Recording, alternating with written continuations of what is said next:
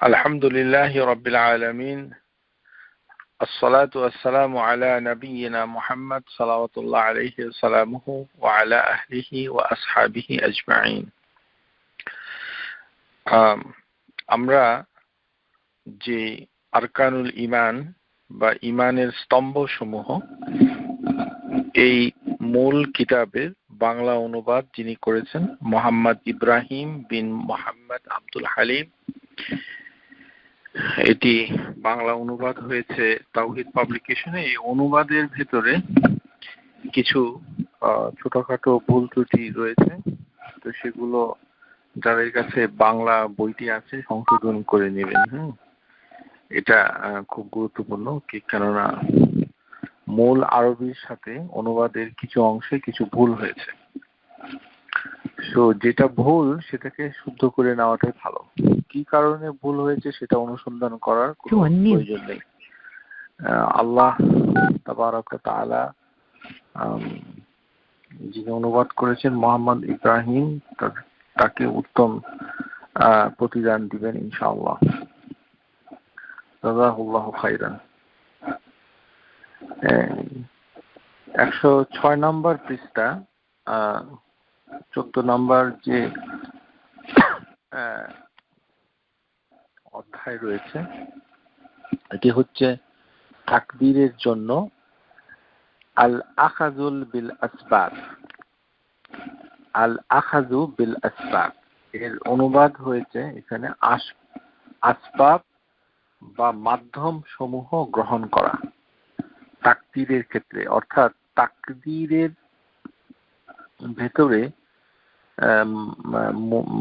মানুষ যে সমস্যার ভিতরে পড়ে, যেটি তাকদীরের সাথে জড়িত, সেই ক্ষেত্রে আমাদের কি করণীয়, সেই করণীয় গুলোর ভিতরে এই বইতে এসেছে যে আসবাব গ্রহণ করা। এখন আসবাব এর অনুবাদ মাধ্যম করা হয়েছে, এটি সঠিক নয়। কেননা মাধ্যমকে আরবিতে বলা হয় ওয়াসাতুন, ওয়াসাতুন মাধ্যম, আর আসবাব হচ্ছে উপায় গ্রহণ করা, অর্থাৎ কারণ, যেটা কজ, এটার কারণ, নিয়ামক, এটা গ্রহণ করা। এটা মাধ্যম হবে না। মাধ্যম হচ্ছে ওয়াসাত, মিডিয়াম। তো মাধ্যম গ্রহণ করলে তো আমাদের দেশে ভুল বুঝবে তখন। যেমন পীর সাহেবের মাধ্যম গ্রহণ করে এই বিপদ থেকে মুক্তি পাওয়ার জন্য। ওলিয়া আউলিয়া এরকম নামধারী কিছু লোকের, তারপরে অনেকে নবী সাল্লাল্লাহু আলাইহি সাল্লাম কবরের কাছে গিয়ে মদিনাতে তাকে মাধ্যম মনে করে ইত্যাদি বিভিন্ন। সুতরাং মাধ্যম কথাটা অশুদ্ধ। আমরা দ্রুত এগুলো একটু পড়ে যাব, যেখানে কিছু ত্রুটি আছে সেগুলো আপনাদের দৃষ্টি আকর্ষণ করব, বাকিটা বাংলা বই থেকে আপনারা পড়ে নেবেন। তো এখানে বলা হয়েছে যে বান্দার কাছে যে কোনো কাজ দুই ভাবে আসতে পারে। দুই ভাবে, মানে যে কোনো বিষয় আমাদের কাছে দুই ভাবে আসতে পারে। একটি হচ্ছে যে আমরু ফিহি হিলাতুন ফালা ইউআজিজ আনহু, যে এমন একটি কাজ যার একটি উপায় থাকবে। এখানে অনুবাদে বাহানা, অজুহাত, এই সকল শব্দগুলো আসলে সঠিক না। এটা হচ্ছে এমন একটা কাজ যেখানে একটি উপায় থাকবে, যেটা সে এই উপায়টা গ্রহণ করতে সে অপারগ হবে না। যে কোনো কাজ, যেমন আপনার অসুস্থ হলেন, তো ওষুধ একটা উপায়। এটা গ্রহণ করার জন্য আপনার কি দরকার? মুখ দরকার, হাত দরকার। ওষুধটা মুখে দিতে গেলে অথবা ইনজেকশনের মাধ্যমে, অথবা এটা ক্রয় করার জন্য কিছু টাকা পয়সা দরকার, অথবা দোকান থেকে কিনতে হবে, সংগ্রহ করতে হবে ইত্যাদি। তো এমন যে কোনো কাজ এরকম একটা উদাহরণ, যেটা একটা উপায় থাকবে এবং সেই উপায়টা তার সাধ্যের ভিতরে হবে। আবার অন্যটাও হতে পারে, সেটা হলো আল আমরু লা হিলাতিন ফিহি ফালা ইয়াজ্জাউ মিনহু, যে এমন একটা কাজ যার কোনো উপায় নেই, এখানে বাহানা অজুহাতের অবকাশ নেই, এগুলো কাটতে হবে। এখানে হবে এমন একটি কাজ যার কোনো উপায় নেই, উপায়ের অবকাশ নেই, উপায় নাই আর কি, এবং তা পালনে সে ধৈর্য ধরে না, এটা একেবারেই ভুল, ডাহা ভুল। এটা মূল আরবিতে এটা নাই। প্রিয় শ্রোতা, শ্রদ্ধার সাথে বলছি, এই জন্য ইসলামী বইপত্রগুলো যারা বাংলায় অনুবাদে পড়েন, তাদের অনেক সময় অনুবাদকারীর উপর আপনারা অধিক নির্ভর হয়ে অনেক কথা বোঝেন এবং শিখেন, পরে সঠিক জ্ঞান যারা গ্রহণ করেছে তাদের সাথে ঝগড়া তর্ক করেন। এটা ঠিক নয়, কারণ অনুবাদে ভুল হতে পারে, যেমন এখানে ভুল হয়েছে। যে আরেকটি কাজ হচ্ছে যার কোনো উপায় নেই, কারণ নেই, এবং সতর্কতা অবলম্বন করতে পারছে না। ইয়াজাউ, সে ভয় পাচ্ছে না, অসতর্কতা, মানে সেখান থেকে সে সতর্কতা অবলম্বন করতে পারছে না, অ্যালার্ট হতে পারছে না, এবং তার উপায়ও নেই। আর এখানে লেখা হয়েছে যে ধৈর্য ধরে না, এটা সঠিক না। এই ধরনের মানে কাজকে দুই ভাগে ভাগ করেছে। তকদিরের মাসআলাতে কাজ দুই ভাগে ভাগ হয়। একটা হচ্ছে আপনি এই বিষয়টির কে মানে মুখামুখি হওয়ার জন্য আপনার একটা উপায় থাকবে এবং সেটা নিয়ে আপনি সেটাকে অর্জন করতে সামর্থ্য হবেন। আর আরেকটি হচ্ছে কাজটি আসলো কিন্তু এর কোনো সামর্থ্য নেই, উপায় নেই, এবং আপনি সেখানে মানে সতর্কতা অবলম্বন করেও আপনার কোনো লাভ হয়নি।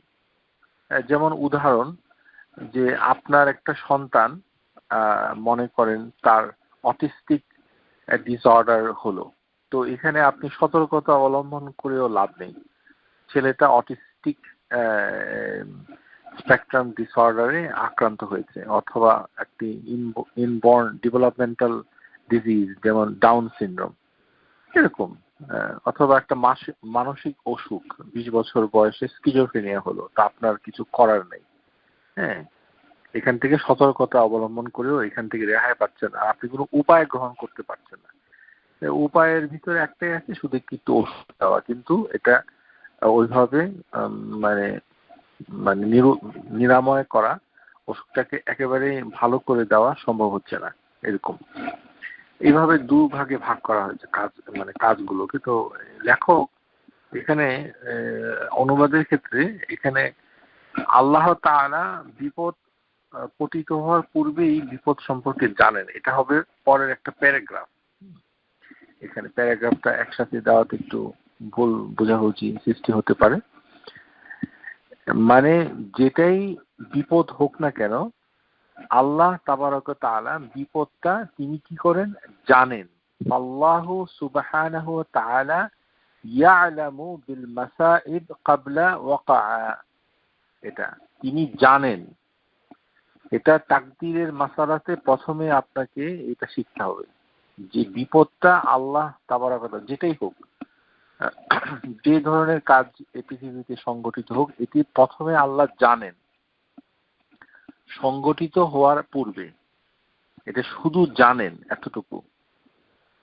وعلمه بها ليس هو الذي وقع المصائب في المصيبة, কিন্তু তিনি জানেন বিপদ সম্পর্কে, ঘটনা সম্পর্কে, যে কোনো একটা বাজে ঘটনা, বিপদ বলে এখানে সব বিপদ মানে যে কোনো ঘটনা যেটা আমাদের চোখে নিন্দনীয় অথবা দোষণীয় অথবা বিপদের কারণ, যেভাবেই আপনি দেখুন না কেন, সেটা আল্লাহ তাবারক ওয়া তাআলা জানেন, আর অমনি ওটা হয়ে যাবে এমনটি নয়। এটাই এখানে বলছে যে উনি জানেন, এটার মানে এই নয় যে এটি ঘটবেই। ওয়া ইন্নামা ওয়াকাআতুল আসবাবু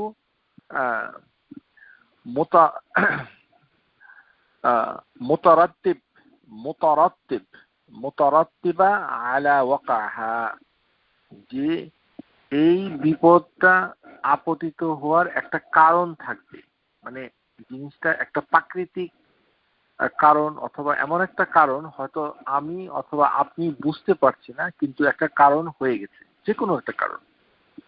এটা সবসময় যে গুনাহ হবে এমনটি নয়, যে কোনো কারণেই এটা হতে পারে, কিন্তু এটা একটা কারণ থাকবে।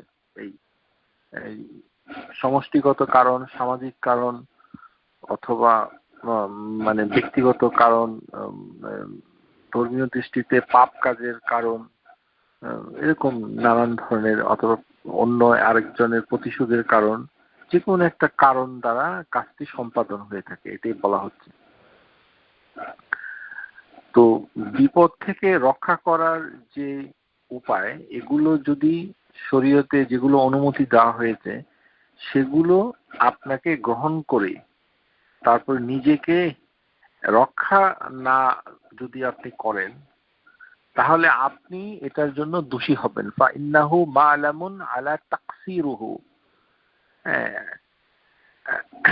হিমায়াতি নাফসিহি, নিজেই নিজে দোষী হবেন যদি আপনি শরীয়ত সম্মত যেই উপায়গুলো রয়েছে সেগুলো যদি আপনি গ্রহণ না করেন, সেটার জন্য আপনি দায়ী। যেমন ওষুধ আবিষ্কৃত হয়েছে, আপনি ওষুধ গ্রহণ করলেন না, কিন্তু না করাতে অসুস্থতার জন্য আপনি নামাজ পড়তে পারলেন না, রোজা রাখতে পারলেন না, পরিণামে আপনি মৃত্যুর কূলে ঢলে পড়লেন।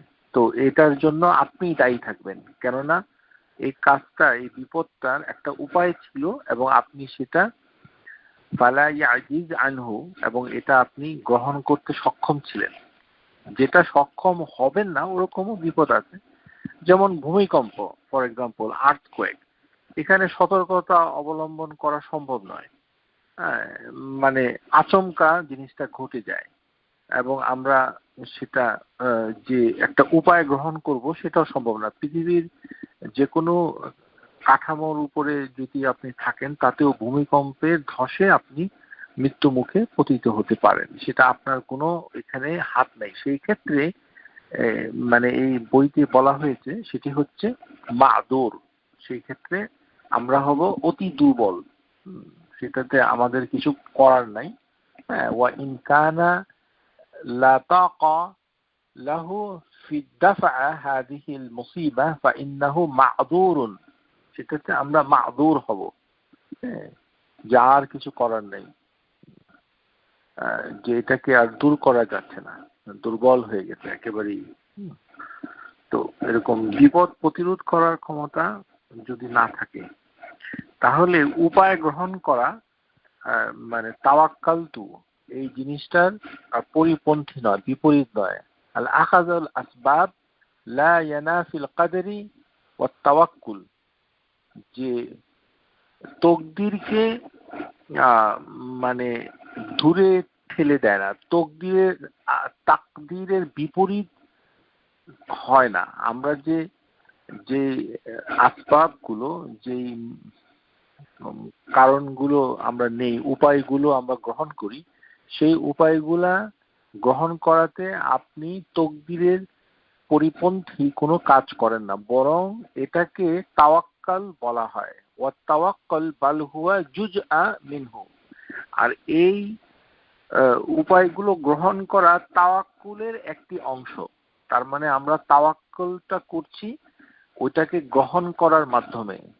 মানে আপনি কোনো আসবাব না নিয়ে, যেমন আমরা কিছু গত ক্লাসের আগের ক্লাসে আলোচনা করেছি যে পাখি যখন তাওয়াক্কুল করে, পাখি তয়র, হাদিসে সহিহ হাদিসে এসেছে, পাখি কিন্তু তার নীড় থেকে উড়ে যায়, সারাদিন উড়তে থাকে। অনেক উড়ে যাওয়াটা পাখির জন্য যে খুব আনন্দদায়ক তা নয়। আমাদের জন্য অতিরিক্ত হেঁটে বাজার থেকে সদাই আনা, চাকরি করা, এগুলো কি খুব আনন্দদায়ক?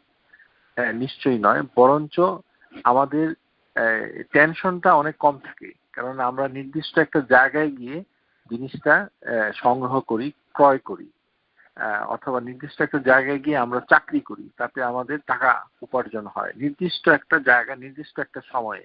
আর পাখি তার কোনো নির্দিষ্ট এরকম জায়গা নেই যেখানে সে খাবারটা পাবে, সে আরো বেশি কষ্ট করে উড়ে যায়, সারাদিন উঠতে থাকে, তাতে তার ক্যালোরি খরচ হয়, অনিশ্চয়তা থাকে, প্রচুর অ্যাংজাইটি। পাখির যে অ্যাংজাইটি সে তার মস্তিষ্কে মননে ধারণ করে, মানুষের পক্ষে সেই অ্যাংজাইটি যদি পাখির মতো চ্যালেঞ্জের মোকাবেলা মানুষ করত, তাহলে আমার ধারণা যে অধিকাংশ মানুষই অ্যাংজাইটি ডিসঅর্ডার অসুখে ঢুকে যেত।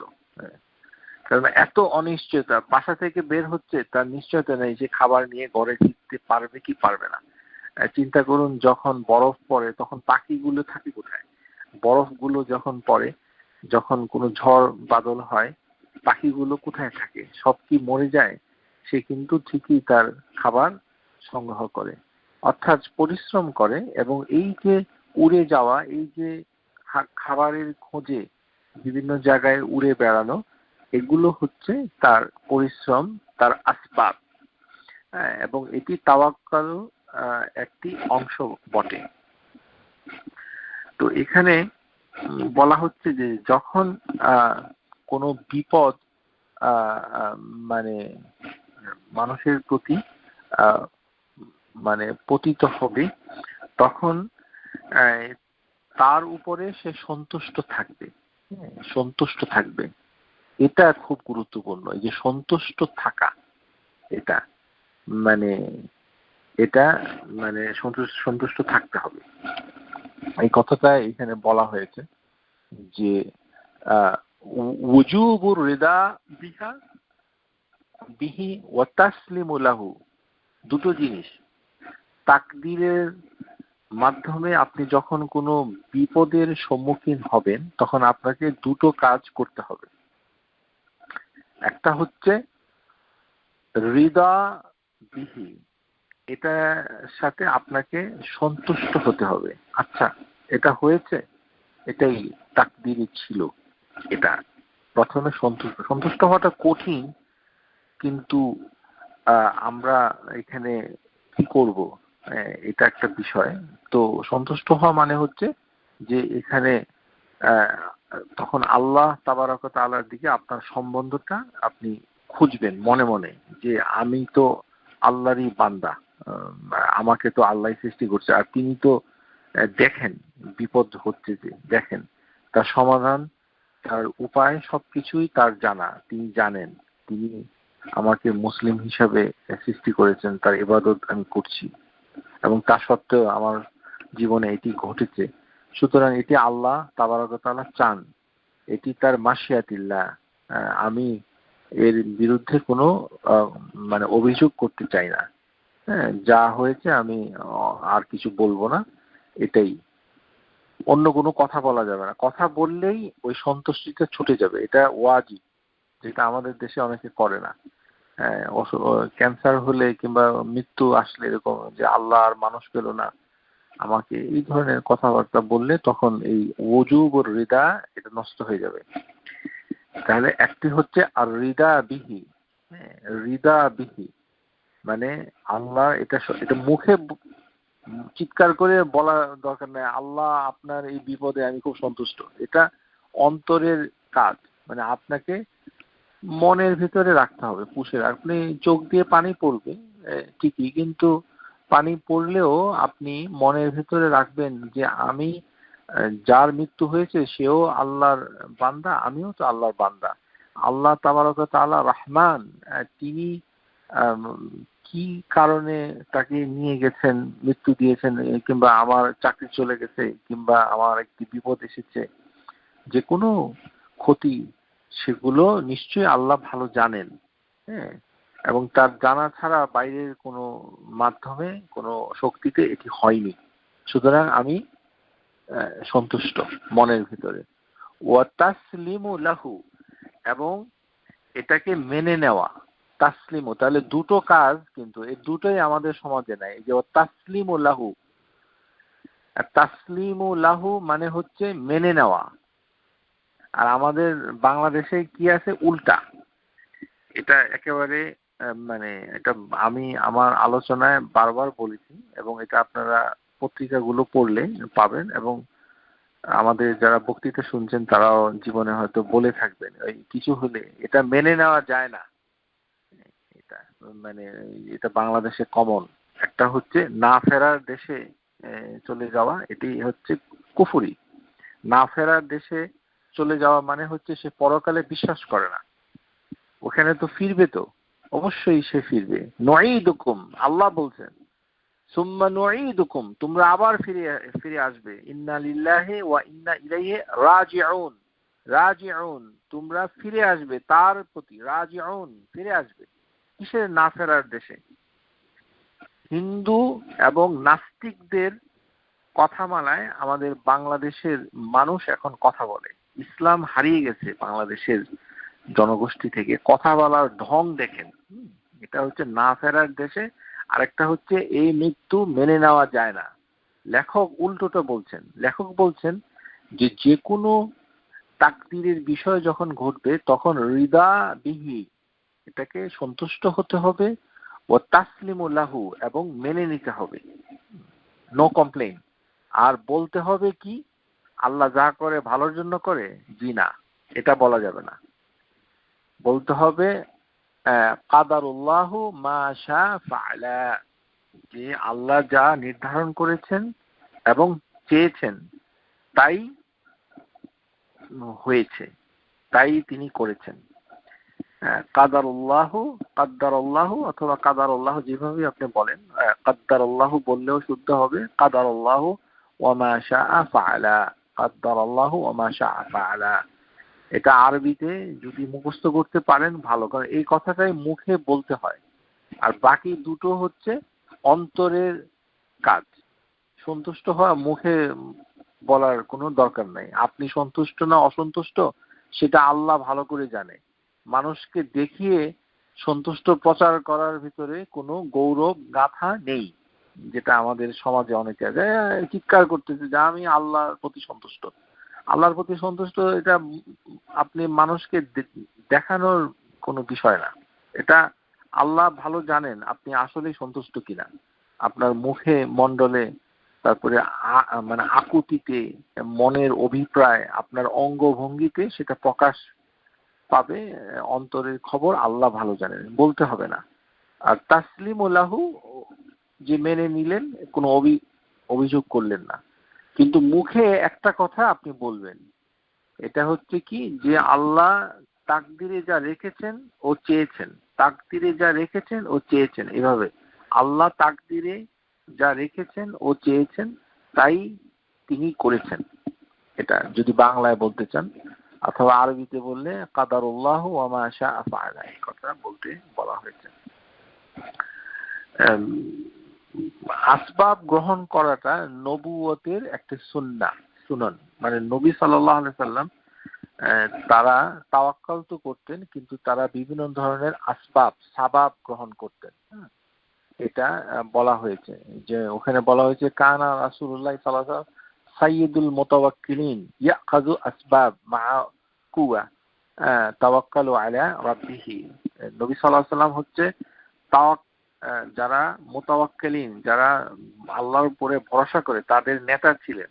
তা সত্ত্বেও তিনি সাবাব, উপায় গ্রহণ করতেন এবং আল্লাহর উপরে ভরসা করতেন। সুতরাং উপায় গ্রহণ করতে হবে। উপায় গ্রহণ ছাড়া তার কিভাবে হবে? একটা উদাহরণ হচ্ছে যে করোনায় অনেকের প্রিয়জন ইন্তেকাল করেছে। এখন তারা আর্থিকভাবে অসহায়, অসচ্ছল হয়ে পড়েছে এবং বিভিন্ন বিপদের সম্মুখীন হচ্ছে। তো মানুষের কাছ থেকে যখন সাহায্যটা আসে তখন তারা নিতে চান না, কারণ তাদের ভেতরে একটা গৌরব কাজ করে, কিবর। সেটা কি, যে আমি কেন মানুষের সাহায্যটা নিব? তো আপনার কাছে সাহায্যটা কিভাবে আসবে? আপনি তাহলে কিভাবে মনে করেন, মানে আল্লাহ তাবারক ওয়া তাআলা কি আপনার জন্য কোনো জিব্রাইল অথবা কোনো ফেরেশতা অথবা অন্য কাউকে পাঠাবেন? এটা কি সম্ভব? অথবা আপনার বাসায় কি হঠাৎ করে কোনো $1000 এই জুতার ভিতরে রেখে যাবে কেউ? যদি এরকম বাসার ভিতরে কেউ $1000 রেখে যায় আপনাকে না জানিয়ে, তখন এটাকে বলা হয় আর লোকাতা হাদিসের ভাষায়। এটা হচ্ছে কুড়িয়ে পাওয়া টাকা। সেটা তো আপনি গ্রহণ করতে পারবেন না, সেটা আপনার জন্য হারাম। সেটাকে হালাল করতে গেলে আপনাকে 1 বছর এটাকে ঘোষণা করতে হবে যে এই টাকাটা কার। তাহলে কুড়িয়ে পাওয়া টাকা আপনার ব্যাকইয়ার্ডে, বাসার ভেতরে যদি কেউ দিয়ে থাকে আপনাকে না জানিয়ে, সেটাকে গ্রহণ করা আপনার জন্য হালাল না। তাহলে আপনার কাছে টাকা পয়সা আসবে কোথা থেকে? মানুষই আপনার কাছে আসবে, কিন্তু সেটা আপনাকে গ্রহণ করতে হবে। এই যে এখন আল্লাহ তাবারক ওয়া তাআলা আপনাকে বিপদ দিয়েছেন, কিন্তু তিনি সাথে কিছু উপায় দিয়েছেন। তো উপায়গুলো আপনি গ্রহণ করবেন, যেহেতু সেটি হচ্ছে আপনার জন্য হালাল। কিন্তু আমাদের সমাজে সেটা করে না, কারণ এই হিন্দুদের মতো বংশ কৌলিন্য, সৈয়দ বংশ, যে ওনারা মানুষের কাছ থেকে টাকা পয়সা, এগুলি ইসলামের কোনো বিধান না। হ্যাঁ, যে মক্কা থেকে যখন হিজরত করে মুহাজিররা মদিনায় এসেছিল, ওখানে অনেক ধনী, অনেক অভিজাত মক্কা লোকরা ছিল, যাদের সম্পর্কে হাদিসের বইতে অনেক গৌরব গাথা লিখা আছে, যে তারা অনেক ধনী ছিল, অনেক সুগন্ধি ব্যবহার করতেন। মক্কার রাস্তায় হাঁটা চলাফেরা করলে তাদের পোশাক, তাদের মানে কসমেটিক্স দেখে মানুষ অবাক হতো। সেই লোকগুলো নিঃস্ব অবস্থায় মদিনাতে এসেছিল, আনসারদের বাড়িতে খেয়েছে, আশ্রয় গ্রহণ করেছে। তারা তো ওই গরিমা দেখায়নি যে আমার বংশ খুব হাই, আমরা সাহায্য নিব না। তাহলে মদিনার সমাজ ব্যবস্থা গড়ে উঠলো কিভাবে? আপনাদের কি ধারণা? মানে মদিনায় মুহাজির যারা মক্কা থেকে মদিনায় এসেছে, তারা কিভাবে টিকে থাকলো? তারা মানুষের অনুগ্রহ নিয়েই টিকে ছিল। সেটা আল্লাহ তাদের জন্য হালাল করেছে, আমাদের জন্য মানুষের কাছ থেকে নেওয়াটা হালাল করেছে। আপনি মানুষের কাছ থেকে সরাসরি টাকা পয়সা চাচ্ছেন না, এটা ঠিক আছে, অসুবিধা নাই, যেহেতু আপনার মান মর্যাদার প্রশ্নে আপনি সেটা চাইতে লজ্জা বোধ করেন, এটা দোষণীয় নয়। কিন্তু না চাইতেই যদি মানুষ আপনাকে দেয়, সেটাকে ফিরিয়ে দেওয়া কোনো অংশেই শরীয়ত সম্মত নয়। সেটি হচ্ছে অহংকার। সেটা টাকার ক্ষেত্রেও অহংকার হবে, আর মানে ইসলামের বিধিবিধানের ক্ষেত্রে অহংকার হবে। যখন আপনাকে সহি দলিল পেশ করা হয়, তখন যদি আপনি সেটাকে গ্রহণ না করেন, সেটা হচ্ছে সবচেয়ে বড় অহংকার। যখন মানুষের বোরহান হজ্জা, যেটা দলিল, যেটা অকাট্য প্রমাণ যখন হাজির করা হয়, তখন মানুষ এটাকে গ্রহণ যদি না করে হাদিসের মাধ্যমে অথবা কোরআনের সঠিক তাফসিরের মাধ্যমে, তখন সেটাকে গ্রহণ না করলে সেটাও সবচেয়ে বড় মানে কি বড় গ্রহণ করা। মানে এটা তো এখানে যে জিনিসটা হচ্ছে, যে যেটা বিপদ আসলে আপনাকে এই বিপদের একটা উপায় আল্লাহ তাবারক ওয়া তাআলা যদি দিয়ে দেন, সেটাকে ব্যবহার করতে হবে, এবং সেটি দোষণীয় নয়। সেটা আর যখন আপনি বিপদ আসবে কিন্তু সেটার কোনো উপায় থাকবে না। হ্যাঁ, বিবাহ করলেন একজন সুন্দরী স্ত্রী, তারপরে দেখা গেল যে স্ত্রী হয়েছে স্কিজোফ্রেনিয়া, সে বাসায় বসে পাগলামি করে। তো এখন আপনি এটাকে মানে কি করতে পারেন? আপনি কিছু করতে পারছেন না, কেননা আপনার প্রতিরোধ করার ক্ষমতা নাই। সেক্ষেত্রে আপনি হচ্ছেন মাযুর, আপনি দুর্বল হয়ে পড়েছেন, যেহেতু প্রতিরোধ করার ক্ষমতা নেই। শুধু একটি উপায় রয়েছে, চিকিৎসা করানো। এটা হচ্ছে এলাজ। সেটা এরকম একটা উদাহরণ, ফর এক্সাম্পল। তো যে কোনো মানে বিপদ আপদ এর দুইটা দিকই রয়েছে। আপনি অসহায় হতে পারেন, আবার সহায় হতে পারেন, দুটোই। কিন্তু এটার একটা কারণ থাকবে, এবং সেই কারণগুলো আমাদের জানতেও পারবো, অনেক সময় নাও আমরা জানতে পারি। কিন্তু আল্লাহ তাবারক ওয়া তাআলার প্রতি আমাদের যে বিশ্বাস করতে হবে, যে তিনি কোনো মানে কোনো কারণ ছাড়া সেটাকে আমাদেরকে দেননি। এটা হচ্ছে তাকদীরের একটি কাজ।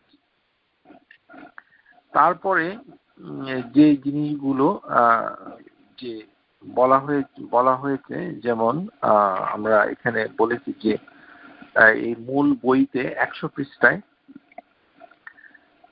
যে 7 নম্বর অধ্যায়, তাকদীরের ব্যাপারে বান্দাদের করণীয় কাজ হলো দুটো।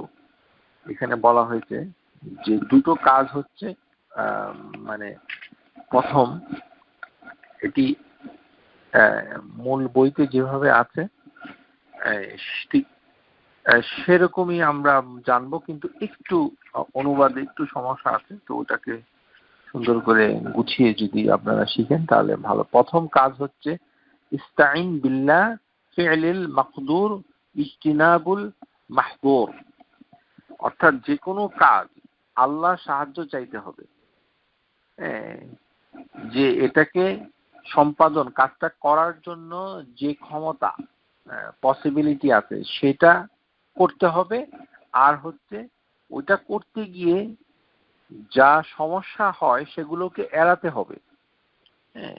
যে আপনি মানে যন্ত্রটা ব্যবহার করবেন কিন্তু সঠিক পদ্ধতিতে, যেন শরীরের কোনো ক্ষতি না হয়। ইলেকট্রিসিটি, ছুরি, কাঁচি, আগুন ইত্যাদি এমন ভাবে করবেন যে আপনার জন্য ক্ষতি না হয়, এইভাবে করতে হবে। এটা হচ্ছে ইস্তাইন বিল্লাহর একটি অংশ, আল্লাহ সাহায্য। যে পরিমিত ভাবে কাজ করতে হবে এবং ছোটখাটো দুর্ঘটনা সতর্কতার বশত সেগুলোকে যেটা ঘটতে পারে সেগুলোকে পরিত্যাগ করতে হবে। ইয়াদউহু, এবং আল্লাহর কাছে চাইতে হবে যে কি বিআন্না ইয়ায়ুসিরু হু লিল ইউসরা ওয়া ইয়াজনিবিহিল উসরা, যে যে কাজটা যেন তার সহজ হয়ে যায়, অথবা আল্লাহ তাবারক ওয়া তাআলা যেন কাজটা কঠিন হওয়া থেকে আপনাকে দূরে রাখে। মানে কঠিন হওয়া থেকে যেন আল্লাহ আপনাকে দূরে রাখে, এটা মানে ইস্তেখারা নামাজের ভিতরে এই কথাগুলো আছে। এটা ওয়া ইয়াতাওয়াক্কালু আলাইহি, এবং তাওয়াক্কাল তো করতে হবে। ওয়া ইয়াস্তাইজ বিহি, এবং আল্লাহর কাছে সাহায্য চাইতে হবে।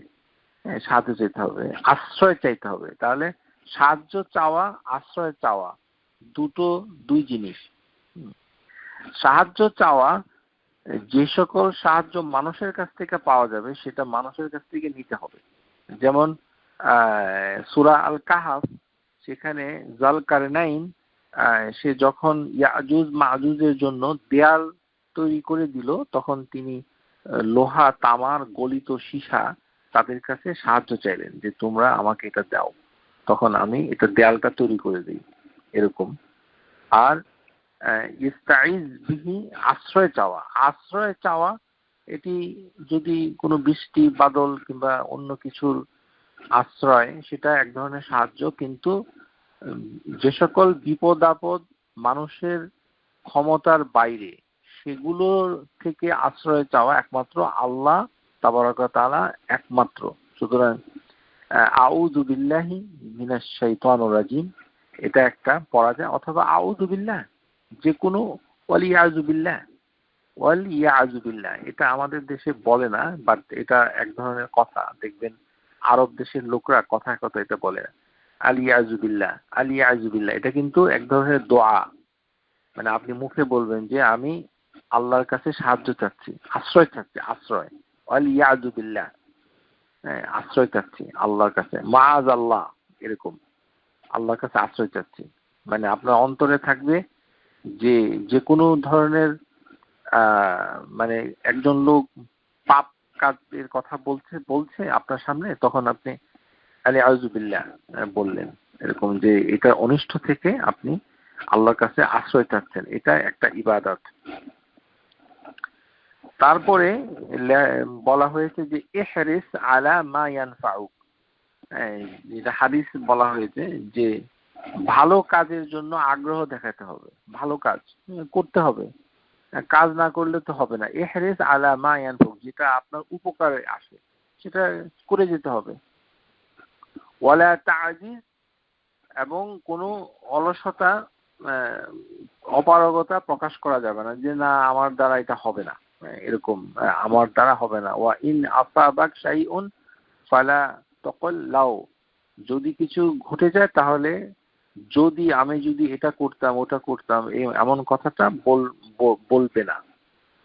কিন্তু বলবে কি কাদারুল্লাহ মা শা ফাআলা, এই কথাটা বলা হয়েছে এখানে। আরেকটি হচ্ছে দ্বিতীয়ত যে ধৈর্য ধারণ করতে হবে যে কোনো বিপদের ক্ষেত্রে। আলাইহি ইয়াসবির, আলা মাকদুর ফালা ইয়াজ্জাউ, শঙ্কিত ভয় পেলে হবে না, ভয় পাওয়া যাবে না। এটা হয়েছে তো এটি আল্লাহ জানেন, ফায়ালামু আন্না যালিকা মিন ইনদিল্লাহ, এটা মনে করতে হবে যেটা আল্লাহর পক্ষ থেকেই এটা হয়েছে। যত বড় দুর্ঘটনাই ঘটুক না কেন, এটা প্রথমে জানতে হবে যেটা আল্লাহর পক্ষ থেকেই হয়েছে। ফায়ারদা ওয়া ইউসাল্লিম, এবং এটাতে সন্তুষ্ট এবং এটাকে মেনে নিতে হবে এটা, এবং জানতে হবে যে যে কোনো বিপদ যেটা আমার উপরে মানে এসেছে এটা ভুল করে আসেনি, এটা আসতই, আমি যতই সতর্কতা অবলম্বন করি না কেন। ও আলাম আন্না মা আসাবাক লাম ইয়াকুন লি ইউখতিআক ওয়া আন্না মা আখতাআক লাম ইয়াকুন লা ইউসিবাক, যে যে কোনো বিপদ যা আমার উপরে আসেনি তা কখনো আসবে না, আর যেটা আমার উপরে এসেছে এটা আসবেই, আমি যাই করি না কেন। তারপরে ৮ নম্বরে যে এখানে বলা হয়েছে যে রিদা বিল কাদা ওয়াল কাদার, এখানে এই যে আল্লাহ মানে তাকদীরের প্রতি সন্তুষ্ট থাকা, এটা থাকতে হবে এই কারণেই যে এটা রুবুবিয়ার একটি অংশ। লিআন্নাহু মিন তামামুর রিদা বিরুবুবিয়া, আল্লাহর যে তাওহীদ, যে তিনি আমাদের পরিচালনা করেন, এই যে মানে আমাদের সমস্ত বিষয়াদি এগুলো, আল্লাহ হচ্ছেন রব, তিনি হচ্ছেন নিয়ন্ত্রক এবং পরিচালক, এবং আমাদেরকে তিনি পরিচর্যা করে পরিচালনা করছেন এবং আমাদের সবকিছুকে নিয়ন্ত্রণ করছেন, মুদাব্বির। তো এই কারণে আমরা তার পরিচালনার প্রতি আস্থা এনেছি এবং সেটাতে সন্তুষ্ট হয়েছি। এই সন্তুষ্ট হওয়াটা আর তামামুর রিদা বিরুবুবিয়াতিল্লাহ, তাকদীরের সাথে যদি কেউ অসন্তুষ্ট হয় তাহলে সে তাওহীদ রুবুবিয়া মানে না। একজন মানুষ যদি তাকদীরকে না মানে, ইয়ামবাগি রিদা আল বিল কাদার, এটা আমাদের সমাজে নাই, মানে এটা করতে হবে, এটা শিখতে হবে, কারণ এটা খুব ইম্পর্টেন্ট। তাকদীরে সন্তুষ্ট হওয়া, এটা হতে হবে যত বড় দুর্ঘটনা হোক। যেমন একটা উদাহরণ দিচ্ছি, কিছু বছর আগে জর্ডানের একজন বিমান বাহিনীর পাইলট তার প্রতিপক্ষ শত্রুর কাছে যখন বন্দী হয়, তখন ওই মুসলিম পাইলটকে তার শত্রু বাহিনী লোহার খাঁচায় ভরে আগুন দিয়ে জীবন্ত পুড়িয়ে মারে, এবং সেই আগুন দেওয়ার ভিডিও পৃথিবীতে প্রচারিত হয়। কত ভয়ঙ্কর! মানে একটা মানুষকে, সে মুসলিম, সে যতই অপরাধ করুক না কেন, তাকে যে শাস্তিটা দেওয়া হয়েছে সেটি হচ্ছে তাকে লোহার খাঁচায় ভরে মানে আগুন দিয়ে হত্যা করা হয়েছে। তো তখন তার পিতামাতা, যেহেতু তারা একটা স্টেটমেন্ট দিয়েছিল, পত্রিকায় আমি নিজে পড়েছি, পিতামাতা বলেছে যে এটি কষ্টকর, কিন্তু আমরা তাকদীরে বিশ্বাস করি, এটা বলছেন যে আমরা তাকদীরে বিশ্বাস করি, এই কথাটা বলেছে। এই কথাটাই সঠিক, এটাই বলতে হয় নিয়ম, তাকদীরে বিশ্বাস করেছি আমি, আমানতু বিতাকদীর, এরকম। অথবা সন্তুষ্ট থাকতে হবে, বলতে হবে যে কাদারুল্লাহ মা শা ফাআলা, আল্লাহ তাকদীরে রেখেছেন, আল্লাহ চেয়েছেন, সুতরাং এটা হয়েছে, অথবা তিনি করেছেন, ইত্যাদি। এই ধরনের কথাবার্তা আমাদের সমাজে একেবারেই নাই, কারণ তাকদীর সম্পর্কে তেমন ধারণা নাই। যাবতীয় কাজ এগুলো যে হচ্ছে, এটার মানে এই নয় যে শুধু আল্লাহ তাবারক ওয়া তাআলা আপনাকে শুধু শুধু বিপদ দিচ্ছে, তা নয়। লা ইন্না ফি'লুল্লাহি ওয়া কাদাউ খায়রুন কুল্লাহা, তার তাকদীরের প্রত্যেকটি সিদ্ধান্ত আল্লাহর হচ্ছে ওয়া আদলান ওয়া হিকমাতান, ইনসাফ ভিত্তিক এবং প্রজ্ঞাপূর্ণ এবং ইনসাফ ভিত্তিক।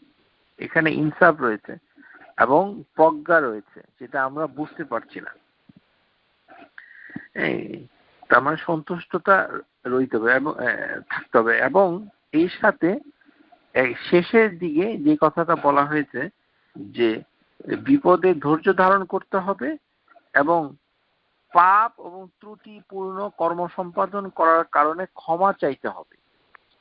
এখানে কিছু বোঝার আছে। এখানে যদিও লেখক বলেছে যে ওয়াস্তাগফির লিমা ফাআলাউ মিন যুনুব ওয়াল মাআইব, যে কিন্তু আমরা যেটা আপনাদেরকে বলতে চাই এটা অত্যন্ত গুরুত্বপূর্ণ। আজকে আমরা চাই এই জিনিসটা ভুল, আমরা আগেও আলোচনা করেছি, আবার আজকে বিশেষভাবে যেহেতু রোজার মাসটা আসছে এই কারণে এই বিষয়টা আমরা আবার তুলে ধরছি। সেটা হচ্ছে ইস্তেগফার করা মানে ক্ষমা। আমাদের সমাজে যখন একটা মৃত্যু সংবাদ দেওয়া হয়, মনে করেন একজনের বাবা মারা গেছে অথবা তার স্বামী মারা গেছে অথবা ছেলে মারা গেছে, তো সেটা আপনাকে বলল, তখন আমাদের সমাজে যদি কেউ বলে যে আল্লাহ তাকে ক্ষমা করুক, তখন উনি চিন্তা করে যে এটা আবার কেমন কথা, মানে ক্ষমা করবে মানে উনি কি কোনো অন্যায় করেছে? এই যে কথাগুলো বলা হয় এটা আসলে না জানার জন্য। ইস্তেগফার সবসময় ক্ষমার সাথে সম্পৃক্ত নয়। আমাদের ইস্তেগফারের উপরে একটা বক্তৃতা আছে, সেটা আপনারা অনুষ্ঠান পরিচালিকা সিদ্দিকা আপার কাছে অথবা ইউটিউবে গিয়ে আমার নাম দিয়ে যদি দেখেন এটা শুনে নেবেন, এটা খুব গুরুত্বপূর্ণ।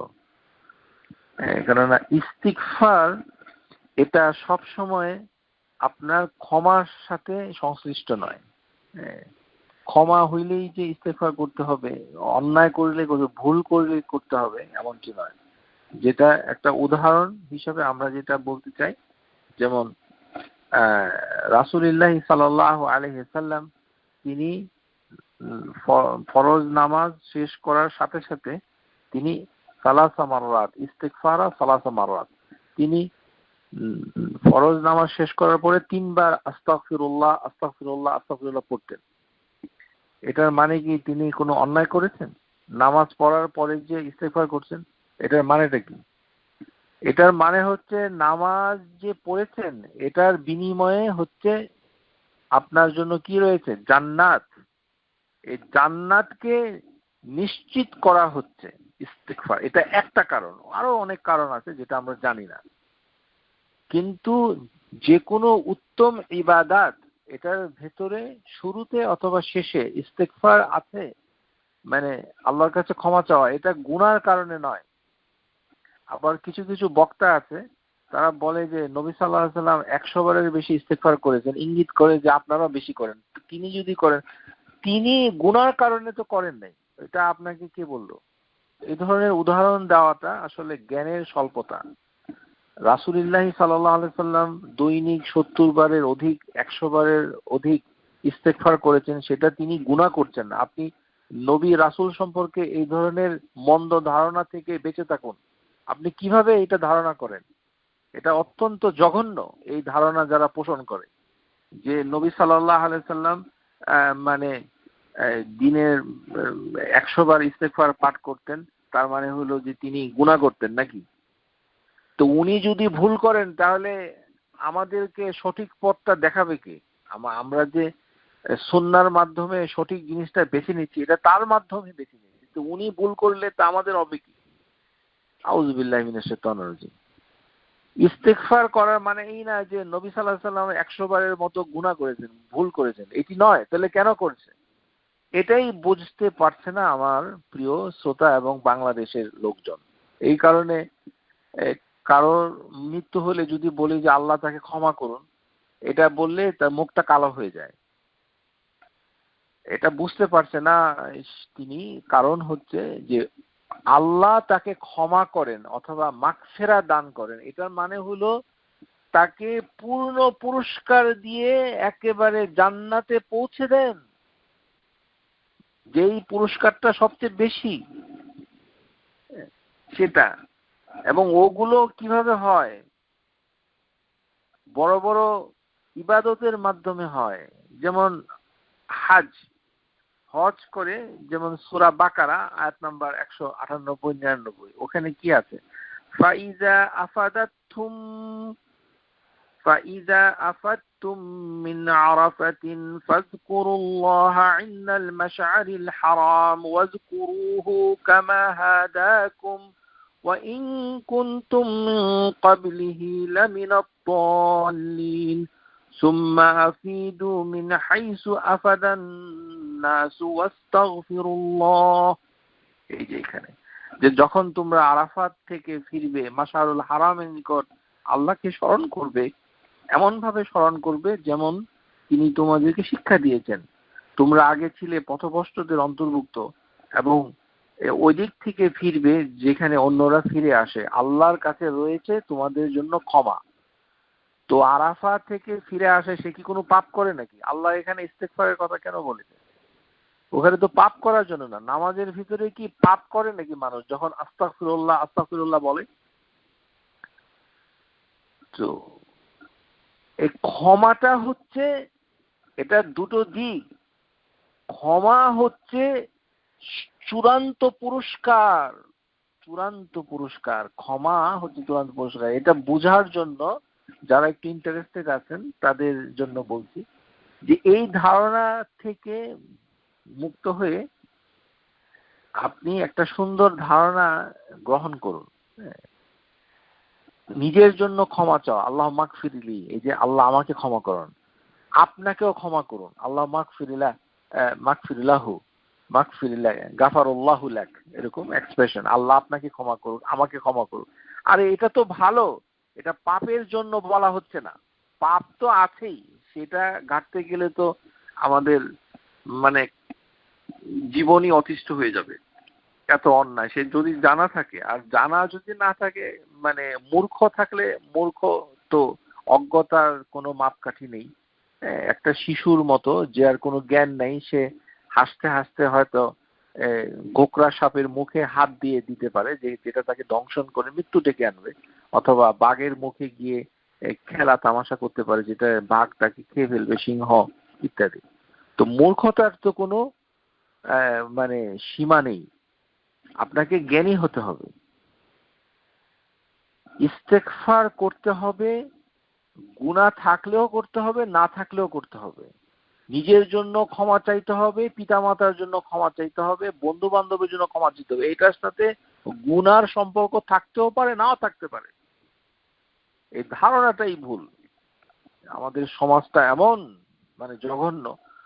আমি একটা ক্যান্সারের রোগীকে কিছুদিন আগে বললাম যে আপনি বেশি বেশি করে আল্লাহর কাছে ক্ষমা চান। উনি মুখটা কালো করে ফেললেন, কারণ তার ধারণা যে তাকে আল্লাহ ক্যান্সার দিয়েছে যেহেতু সে গুনাহ করেছে। আরে আপনার ক্যান্সার কেন হয়েছে সেটা তো আমি জানি না। আপনি যদি ইস্তেগফার পাঠ করেন তাহলে ওয়াবিল কুওয়াতি, আল্লাহ আপনাকে শক্তি দিবে, আপনি আরোগ্য লাভ করবেন। এতে লাভ আছে।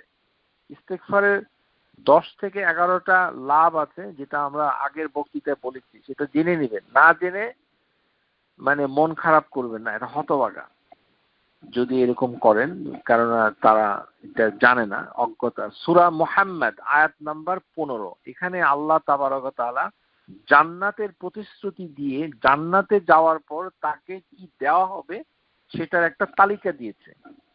আমরা জান্নাতে যেতে পারবো কিনা আল্লাহই ভালো জানেন, কিন্তু আপনাকে আল্লাহ তাবারক ওয়া তাআলা সূরা মুহাম্মদ এই সূরাটার 15 নম্বর আয়াতটা আপনি একটু দেখুন, তাহলে ইস্তেগফার ক্ষমা চাওয়াটা কি জিনিস সেটা আপনার বুঝতে সুবিধা হবে। আল্লাহ তাবারাক ওয়া তাআলা বলছেন সূরা মুহাম্মদ আয়াত নাম্বার 15, মাসালুল জান্নাতি আল্লাতী উইদাল মুত্তাকুন ফিহা আনহারুন মিন। সো আল্লাহ তাবারাক ওয়া তাআলা বলছেন যে জান্নাতের প্রতিশ্রুতি দেওয়া হয়েছে মুত্তাকিদের জন্য, যাতে রয়েছে নির্মল পানির নহর সমূহ, আনহারুন। তারপরে হচ্ছে গাইরি আসিন ওয়া আনহারুন মিন লাবান, এবং দুধের নহর সমূহ। তারপরে যার কোনো স্বাদ পরিবর্তন হবে না, লাম ইয়াতাগায়্যার তা'মাহু। তাহলে দুধের নহর, পানির নহর, ওয়া আনহারুন মিন খামর, এবং রয়েছে খামরিন মানে সুরার নহর। যেটা, আরে ওয়া আনহারুন মিন আসাল, এবং মধুর নহর। সুবহানাল্লাহ, জান্নাতে রয়েছে। এই আয়াতে একটার পর একটা নহরের বর্ণনা এসেছে। প্রথমে শুরু হয়েছে যে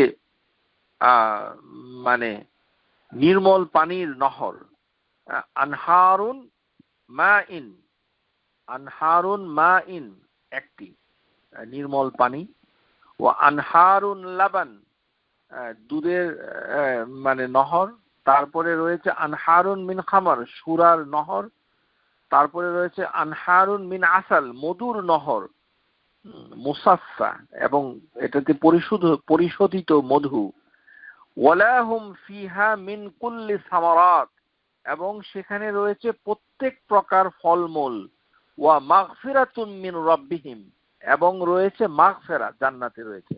তো জান্নাতে মাগফিরাতটা আসলো কিভাবে? এখন আপনি চিন্তা করেন বসে বসে। কারণ মানুষ যখন জান্নাতে যাবে, এই আয়াতটা হচ্ছে এটার দলিল। যারা ইস্তেগফারের অর্থ বোঝেন না, মনে করেন যে গুনাহ করলে ইস্তেগফার করতে হবে, আর কাউকে আল্লাহ ক্ষমা করুন, এই কথাটা বলা তো সুন্দর, ভালো। আপনার আব্বার জন্য, আপনার আম্মার জন্য যদি কেউ বলে যে আল্লাহ আপনার আম্মাকে ক্ষমা করুন, এটা তো খুশি হওয়ার কথা। কিন্তু যেহেতু মানে আমরা জানি না, এই কারণে আমাদের মুখটা কালো হয়ে যায়। খালি আমরা যেটা জানতে চাই, আল্লাহ আপনার আব্বার উপরে রহম করুন, আল্লাহ আপনার আব্বাকে জান্নাত দিন, এগুলি ভালো কথা শুনতে মন চায়। কিন্তু সবচেয়ে ভালো কথা কোনটা? আল্লাহর ক্ষমা। আল্লাহর ক্ষমাটা হচ্ছে চূড়ান্ত। কারণ আল্লাহ তাবারক ওয়া তাআলা সূরা মুহাম্মাদে জান্নাতে সমস্ত নহরগুলার বর্ণনা এবং ফলমূলের বর্ণনা দেওয়ার পর বলেছেন ওয়াও, এবং ওয়া মাগফিরাতুম মির রাব্বিকুম, এবং জান্নাতে থাকবে তোমাদের রবের পক্ষ থেকে মাগফিরা। তো জান্নাতে মাগফিরা বিষয়টা তাহলে কি?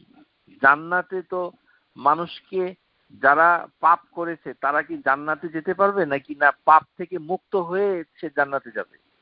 তো জান্নাতে যাওয়া মানে হলো সন্তুষ্টি লাভ করা।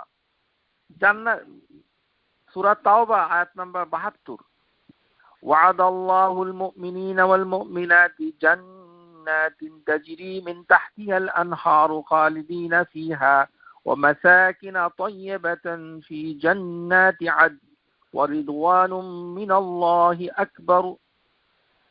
আল্লাহ তাবারক ওয়া তাআলা জান্নাতের বর্ণনা দেওয়ার পরে তিনি বলছেন যে জান্নাতে এরকম নহর থাকবে, পরিষ্কার পরিচ্ছন্ন একটি থাকার ঘর থাকবে।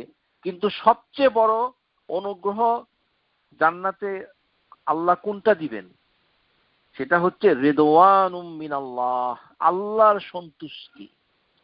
আল্লাহ সন্তুষ্টি, আল্লাহর সন্তুষ্টি, আল্লাহর সন্তুষ্টি, সেটা আল্লাহ তাবারক ওয়া তাআলা জান্নাতের বাসীদের সাথে কথা বলবেন, কথা বলে সন্তুষ্টি প্রকাশ করবেন। তাহলে এটাই চূড়ান্ত হয়ে যাওয়ার কথা ছিল, কিন্তু এটাই শেষ নয়।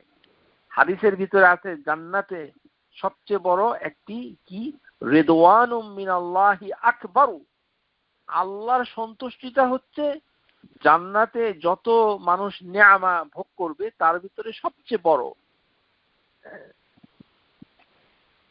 আপনি যদি আপনি কোনো বসের সাথে কাজ করেন এবং সেই বস যদি আপনার উপরে সন্তুষ্ট থাকে, আপনি যতই ছোটখাটো ভুল ত্রুটি করুন না কেন চাকরির জায়গায়, মানে দেখা যাচ্ছে যে বস আপনার উপরে সন্তুষ্ট। যেমনি হোক সেটাকে একটা উপায় বের করে সেটা ভুল ত্রুটি থেকে পার পেয়ে যাওয়ার একটা রাস্তা হয়তো বের হবেই। কিন্তু সর্বোপরি বস যদি সন্তুষ্ট থাকে তাহলে আপনার কোনো চিন্তা থাকে না। তো আল্লাহ তাবারক ওয়া তাআলা হচ্ছে মানে দৃষ্টান্তর ঊর্ধ্বে, তার সাথে পৃথিবীর জগতের কোন সৃষ্টির তুলনাই চলে না। ওয়ালিল্লাহিল মাসালুল আ'লা, আল্লাহ উদাহরণ সবকিছুর ঊর্ধ্বে। সেটা বোঝানোর জন্য এইভাবে বলেছি, এটা তুলনা করার জন্য নয়। তো আল্লাহ তাবারক ওয়া তাআলা জান্নাতে মানুষের উপরে সন্তুষ্ট হবেন জান্নাতে, এবং সেটার জন্য আল্লাহ কথা বলবেন। তাহলে আল্লাহ কথা বলে, আল্লাহ তাবারক ওয়া তাআলা হাদিসের ভিতরে, মুসলিমের হাদিস, কিতাবুল জান্নাহ ওয়া সিফাত নিআমিহা। তা হাদিসের ভিতরে বোঝা যায় যে আল্লাহ কথা বলবেন কাদের সাথে? আহলুল জান্নাহ।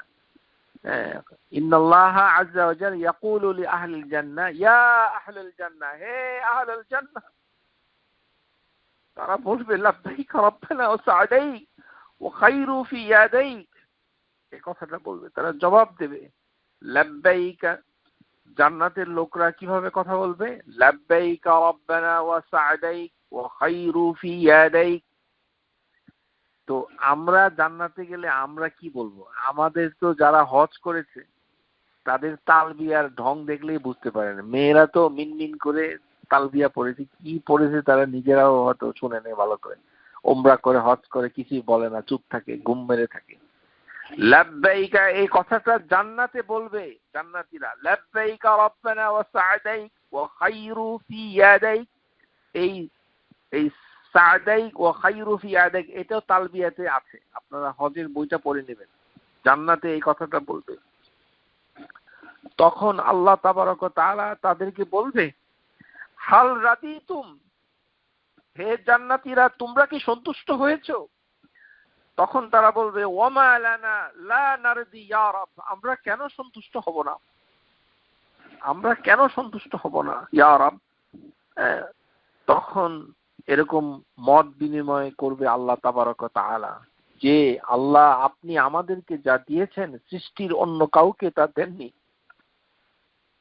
আল্লাহ তাবারক ওয়া তাআলা তখন বলবে আমি কি তোমাদেরকে তার থেকে উত্তম জিনিস দিব না?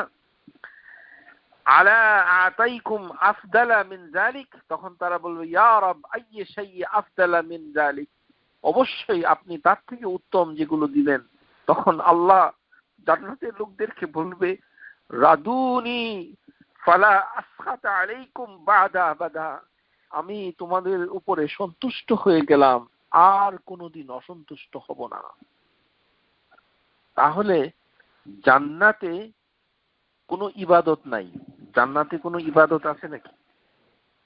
তো জান্নাতে কোনো ইবাদত নাই। জান্নাতীরা ওখানে বলবে দাওয়াহুম ফিহা সুবহানাকা আল্লাহুম্মা তাহিয়াতুম ফিহা সালাম ওয়া আখিরু দাওয়াহুম আনিল হামদুলিল্লাহি রাব্বিল আলামিন। সেখানে জান্নাতের লোকরা তারা বলবে, ধ্বনি দিবে সুবহানাকা আল্লাহুম্মা, আর তাদের অভিবাদন হবে সালাম। তারা শুধু জান্নাতি এক জান্নাতিকে সালামুন সালামুন সালাম, শুধু সালাম দিবে। এখানে কোনো ইবাদত নাই, কারণ জান্নাতে কোনো মানুষ কোনো অন্যায় করবে না, অপরাধ করবে না, শুধু সালাম, শান্তি শান্তি, সালামুন সালাম। আর আল্লাহর পবিত্রতা ঘোষণা করবে সুবহানাকা আল্লাহুম্মা, এই ধরনের তাসবিহ তাহলিল তারা করবে। তাহলে সেই জান্নাতে আল্লাহ তাবারক ওয়া তাআলা কি দিবেন? মাগফিরাতুম মির রাব্বিহিম, সূরা মুহাম্মদ 15 নম্বর। তাহলে বোঝা গেল যে আল্লাহর মাগফিরাতটা হচ্ছে চূড়ান্ত পাওয়া, চূড়ান্ত সর্বশেষ পাওয়া, আল্লাহ সন্তুষ্টি পাওয়া। এতেই শেষ হয়ে যাবে না, আল্লাহর মাগফিরাতটাও সাথে থাকবে। তার মানে আল্লাহর মাগফিরাতটা পাওয়ার সাথে সাথে সিল মেরে দেওয়া হয়ে গেল, যে তার প্রাপ্তিটা নিশ্চিত, এখানে সিল হয়ে গেল। এই জন্যই নবী সাল্লাল্লাহু আলাইহি সাল্লাম তিনি যখন মানে নামাজ পড়তেন তার মৃত্যুর আগে, ফাসাব্বিহ বিহামদি রাব্বিকা ওয়াস্তাগফির ইন্নাহু কানা তাওয়াবা, এই আয়াতের তাফসীরের ভিতরে নবী এসেছে যে নবী সাল্লাল্লাহু আলাইহি সাল্লাম তিনি কি করতেন, যে তিনি রুকুতে গিয়ে সিজদায় গিয়ে আল্লাহর কাছে মাগফিরাত চাইতেন, আল্লাহর কাছে মাগফিরাত চাইতেন। এই যে মাগফিরাত চাওয়া, এটি গুনাহর কারণে নয়, এটি হচ্ছে আল্লাহ তাআলা তাবারক ওয়া তাআলা বলেছেন ফাসাব্বিহ বিহামদি রাব্বিকা ওয়াস্তাগফির। সুতরাং নবী সাল্লাল্লাহু আলাইহি সাল্লাম যখন নামাজ পড়তে পড়তে তার পা ফুলে যেত, তো এই যে ফুলে যাওয়া, যে তানতাফখু, যে ফুলে যাওয়া। তো ফুলে যাওয়ার ক্ষেত্রে নবী সাল্লাল্লাহু আলাইহি সাল্লামের নামাজ পড়তে পড়তে পা ফুলে যেত, এবং তখন সাহাবীরা নবী সাল্লাল্লাহু আলাইহি সাল্লামকে বলেছে যে তাকাদ্দাম মিন জামবিক ওয়া মা তাআখার, হে আল্লাহর রাসূল, আপনার পূর্বের এবং পরের সমস্ত গুনাহ আল্লাহ ক্ষমা করেছেন, আপনি এত নামাজ পড়েন কেন? তো তিনি নামাজ পড়েন কি গুনার কারণে?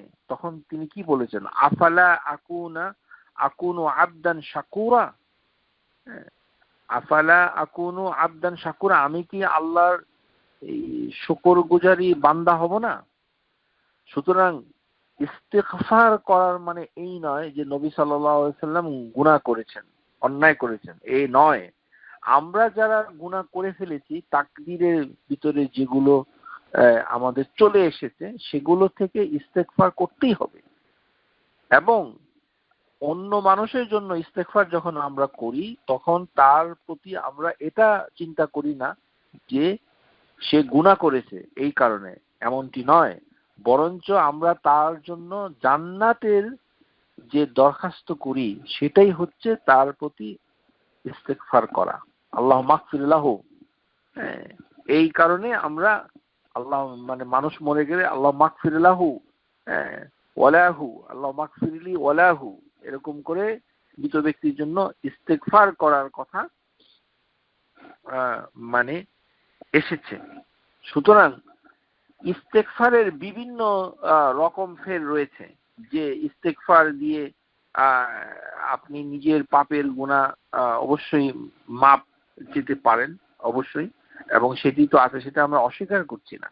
কিন্তু কিছু কিছু ইস্তেগফার রয়েছে যেগুলো হচ্ছে আল্লাহ তাবারক ওয়া তাআলা তিনি পছন্দ করেন, তিনি শুনতে পছন্দ করেন, তার মর্যাদার অনুকূলে। আল্লাহ তাবারক ওয়া তাআলা সবচেয়ে বেশি মর্যাদা, যিনি আল মাজিদ। তো তার সামনে যে কোনো মানুষ মানে সে বলবে রব্বিক ফিরিলি ওয়াতুবু আলাইয়া ইন্নাকা আনতাত তাওয়াবুর রাহিম, এটা এটা এটা বললে আল্লাহ খুশি হন। কারণ আমাদের চূড়ান্ত খুশিটা কোথায়? আমরা যখন জান্নাতে প্রবেশ করব। সুতরাং কারোর জন্য ক্ষমা চাওয়া, এটার মানে হলো যে তাকে যেন আল্লাহ জান্নাতে দান করেন। এই কারণে আল্লাহ তাবারক ওয়া তাআলা জান্নাতের সমস্ত নিয়ামা মানে দেওয়ার পরে বলেছে ও মাগফিরাতুম মির রাব্বিহিম, এবং তাদের জন্য রয়েছে মাগফিরা। আশা করি এই বিষয়টা আপনাদের পরিষ্কার হয়েছে। এখন থেকে সবসময় নিজের পিতামাতার জন্য, অন্যের জন্য আল্লাহর ক্ষমা চাবেন। আল্লাহ মাগফিরলি ওয়ালাহু, আল্লাহ মাগফিরলি ওলি দিয়ে নাম দিয়ে বলবেন, এরকম। এটা তো ভালো। এটির মানে হচ্ছে যে তাকে চূড়ান্তভাবে জান্নাত দান করবে ইনশাআল্লাহ তাআলা। এইভাবে আরেকটি হচ্ছে যে এই যে তাকদীর, এই তাকদীরে আমরা একটা কথা মানে বলেছি যে আল্লাহর যে পরিকল্পনা রয়েছে, কৌশল, সেটার থেকে মানে মানুষ যেন নিজেকে নিরাপদ মনে না করে। এই বিষয়টা আমরা আরেকটু আলোচনা করতে চাই। যে এখানে বলছি যে এটা অনুবাদে, কিছু কিছু অনুবাদে বাংলাদেশে ভুল হয়েছে। যেমন কারোর কাছে যদি থাকে জ্ঞান পিপাসুর আকাঙ্ক্ষা, কিতাবুত তাওহীদের ব্যাখ্যা, দারুস সালাম মোহাম্মদ আব্দুর রব আফফান আমাদের ভাই সম্মানিত, তিনি বাংলা অনুবাদটা করেছেন। এর অধ্যায় নাম্বার 33-এ সেখানে বাংলা অনুবাদে একটা ভুল হয়েছে। সেখানে বলা হয়েছে মাকার আল্লাহ, এর অনুবাদ হয়েছে পাকড়াও। এটি পাকড়াও নয়। আবার কেউ কেউ যেমন হাসানুল বায়ান তাফসীর, সেখানে সূরা আল আরাফ আয়াত নাম্বার 99, সেখানে অনুবাদ করা হয়েছে যে আল্লাহর চক্রান্ত। এই দুটো শব্দ ব্যবহার করা সঠিক নয়। এটি হচ্ছে কৌশল, সঠিক অনুবাদ কৌশল। আপনি ইংরেজি অনুবাদ দেখতে পারেন, সেখানে লেখা আছে did they feel secure against plan of Allah. হ্যাঁ, মাকার আল্লাহ মানে হচ্ছে প্ল্যান অফ আল্লাহ, আল্লাহর কর্ম কৌশল। এটা হচ্ছে সঠিক অনুবাদ। হ্যাঁ, আফা আমিনু মাকার আল্লাহ, তারা কি আল্লাহর কর্ম কৌশলের ব্যাপারে নিশ্চিত হয়ে গেছে? ফালা ইয়ামানু মাকার আল্লাহি ইল্লা qaumul khasirun. The person who feels secure against the plan of Allah, they are the loser. এর কারণ হিসাবে আমরা যেটা বলেছি যে হাদিসের ভিতরে এসেছে যে যখন কোনো বান্দা পাপ কাজে লিপ্ত থাকে, পাপ কাজ করছে কিন্তু দুনিয়াবি টাকা পাচ্ছে, স্বাস্থ্য পাচ্ছে, সুন্দরী স্ত্রী পাচ্ছে, বাচ্চা কাচ্চা পাচ্ছে, শুধু উন্নতির উপরে উন্নতি, জাঁকজমক জৌলুসপূর্ণ জীবন পাচ্ছে, কিন্তু সাথে পাপ কাজে নিয়োজিত। মানে পাপ কাজ নিয়োজিত বললে আমাদের সমাজে মানুষ ধারণা করে মানে সে মানুষের ক্ষতি করে, পাপ কাজ এরকম নয়। আরে সে নামাজ পড়ে না, এটাই তো সবচেয়ে বড় পাপ। আপনি পাপ খুঁজতে আবার কোথায় যাচ্ছেন? মানুষের ক্ষতি করে না, এটা কি কোনো বিষয় হলো? সে তো আল্লাহর হক, যেটা আল্লাহ তাবারক ওয়া তাআলার ইবাদত করা, যার জন্য তাকে সৃষ্টি করা হয়েছে, যে তার প্রতি ঈমান আনতে হবে এবং তার প্রতি নামাজ আদায় করতে হবে, আল্লাহ তাবারক ওয়া তাআলার হুকুম, সেটাই একটা লোক করে না, কিন্তু বাকি সব ভালো। তো বাকি সব ভালো, তিনি ঘুষ খান না, তিনি সুন্দর করে মিষ্টি করে কথা বলেন, আপনাকে দাওয়াত দিয়ে খাওয়ান, আচার ভালো, আচরণ ভালো, চেহারা ভালো, সুরত ভালো, গাড়ি ভালো, বাড়ি ভালো, স্ত্রী ভালো, পুত্র ভালো, সব ভালো, কিন্তু নামাজ পড়ে না। এই যে পাপ, এর থেকে বড় পাপ আর নাই। যাকাত আদায় করে না, নামাজ পড়ে না, হজ করে না, মৌলিক ইবাদত গুলো কিছুই করে না, কিন্তু নামে মুসলমান। তো এখন তার এই পাপ কাজে লিপ্ত আছে, কিন্তু তার আয় উন্নতির কিন্তু কমতি নাই। হাদিসের ভিতরে আছে যদি এরকমটা সে করতে থাকে তাহলে বুঝতে হবে যে আল্লাহ তাবারক ওয়া তাআলা তাকে অবকাশ দিচ্ছে, ছাড় দিচ্ছে। কারণ আল্লাহ তাবারক ওয়া তাআলা তাকে ধরবে, কিছুদিনের ভিতরেই তাকে ধরবে, এমন ভাবে ধরবে যে সে মানে আর ওখান থেকে মানে থাকবে না, মানে পরিত্রাণ পাবে না। এই জন্য হাদিসের ভিতরে এসেছে যে ওয়াইজা আরাদা বিআবদিন শাররা আমসাকা আনহু বিযামবি হাত্তা ইউফিয়া বিহি ইয়াউমাল কিয়ামা। মানুষ যখন দুনিয়াতে আল্লাহ তাবারক ওয়া তাআলা কারোর অকল্যাণ কামনা করে, তখন দুনিয়াতে তার শাস্তি দেওয়া হয় না। কোনো কোনো মানুষের ক্ষেত্রে এটা হতে পারে যে আল্লাহ কিন্তু তার খারাপই চান, এই জন্য দুনিয়াতে কোনো শাস্তি হচ্ছে না। তাকে শাস্তি কোথায় দিবে? কিয়ামতের দিন তাকে দিবে।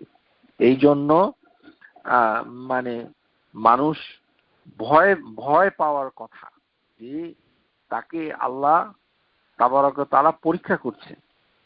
তো সুতরাং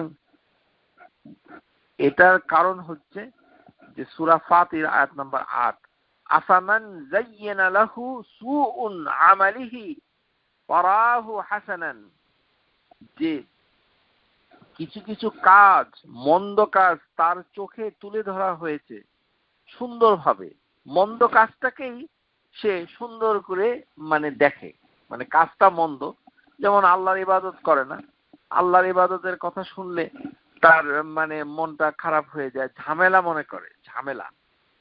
কিছু শব্দ আছে যেগুলো বললে ইখলাস নষ্ট হয়ে যায়, এটা হচ্ছে ঝামেলা।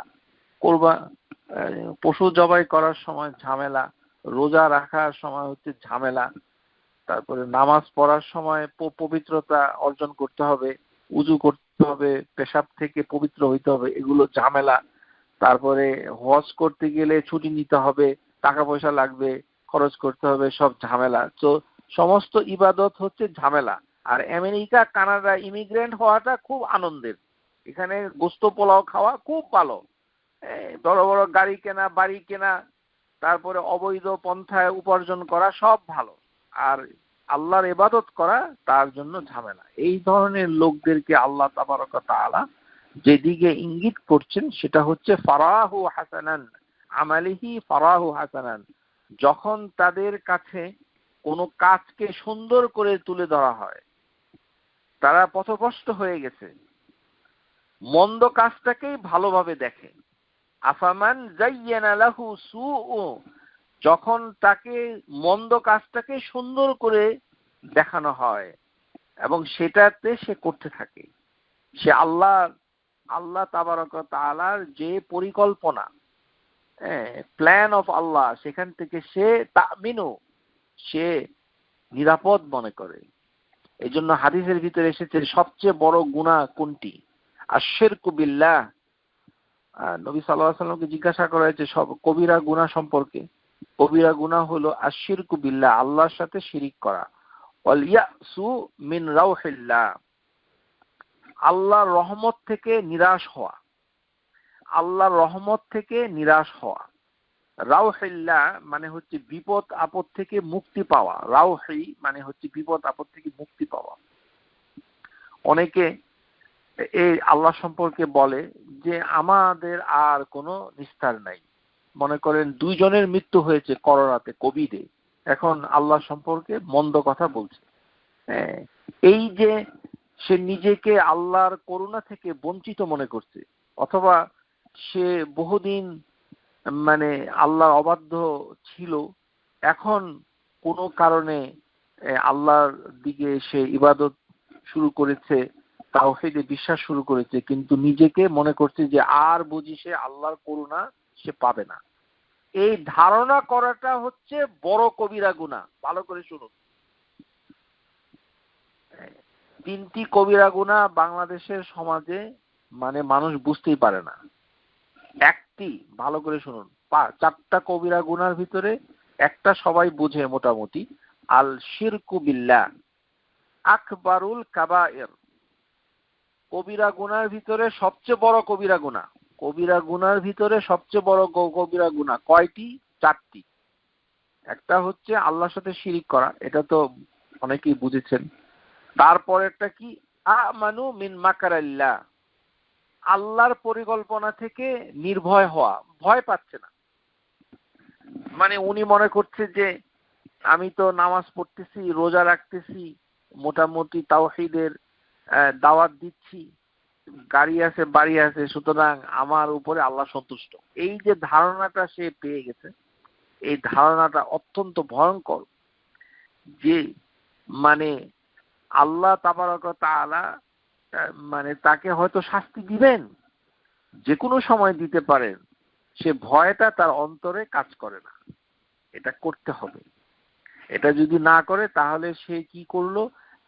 আমনু মিন মাকারিল্লাহ, আল্লাহর কৌশল থেকে নিজেকে নির্ভয় মনে করলো।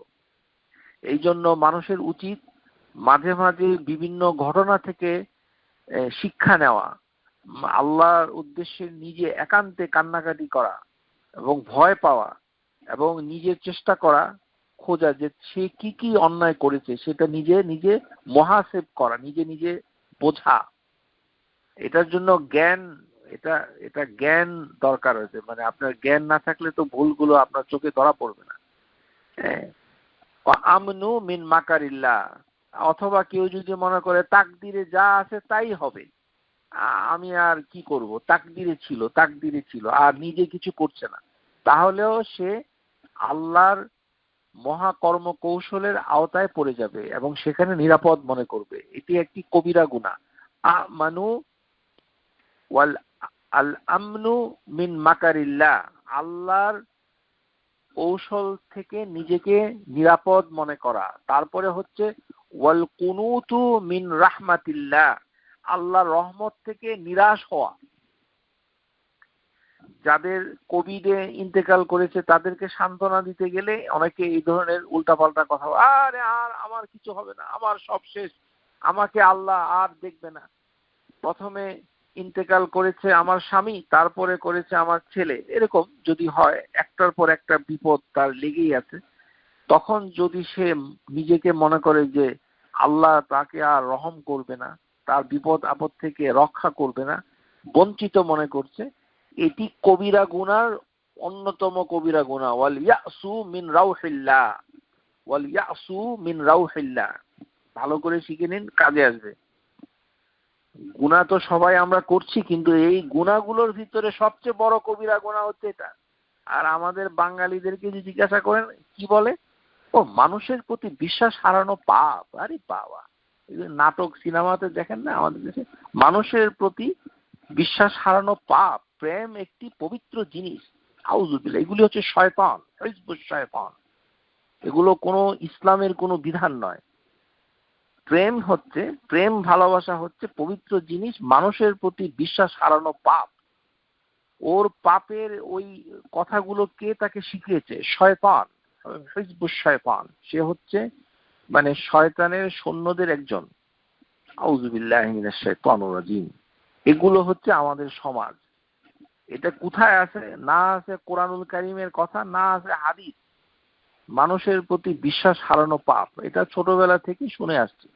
যেহেতু আমি বাংলাদেশের সমাজেরই একজন, কিন্তু এই ধরনের মিথ্যা কথা ছড়াছড়ি আছে সমাজের ভেতরে। আরে এটা সে কিভাবে বলল? তার পাপ পুণ্য এটাকে নির্ধারণ করে কে? বাংলাদেশ নাকি না কোরআন সুন্নাহ?